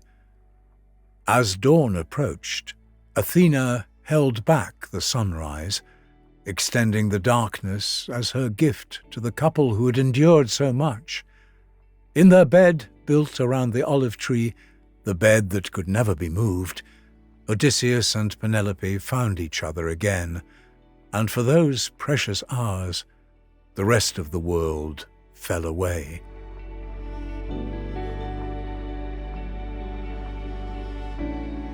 In the days that followed, Odysseus restored order to his kingdom. He made peace with the families of the slain suitors, guided by Athena's wisdom to prevent the cycle of vengeance from continuing. Old Laertes lived to see his son take his rightful place on the throne, and though Tiresias had prophesied one final journey that Odysseus must undertake in his old age, a journey inland with an oar on his shoulder, until he found people who knew nothing of the sea, that tale belonged to the distant future. For now, the war was truly over. The wandering had ended. The king and queen of Ithaca ruled together once more, their love having survived the ultimate test of 20 years apart. And so ends the Odyssey, the story of Odysseus, the man of many troubles, who saw the cities of many men and learned their minds, who suffered greatly on the seas, and who proved that neither gods nor monsters, nor time itself, could keep a determined heart. from finding its way home. For 3,000 years, his story has been told wherever people gather, wherever ships sail, wherever wanderers seek their way back to those who wait for them. The journey of Odysseus had ended at last. But his story, like all great stories, will never truly end.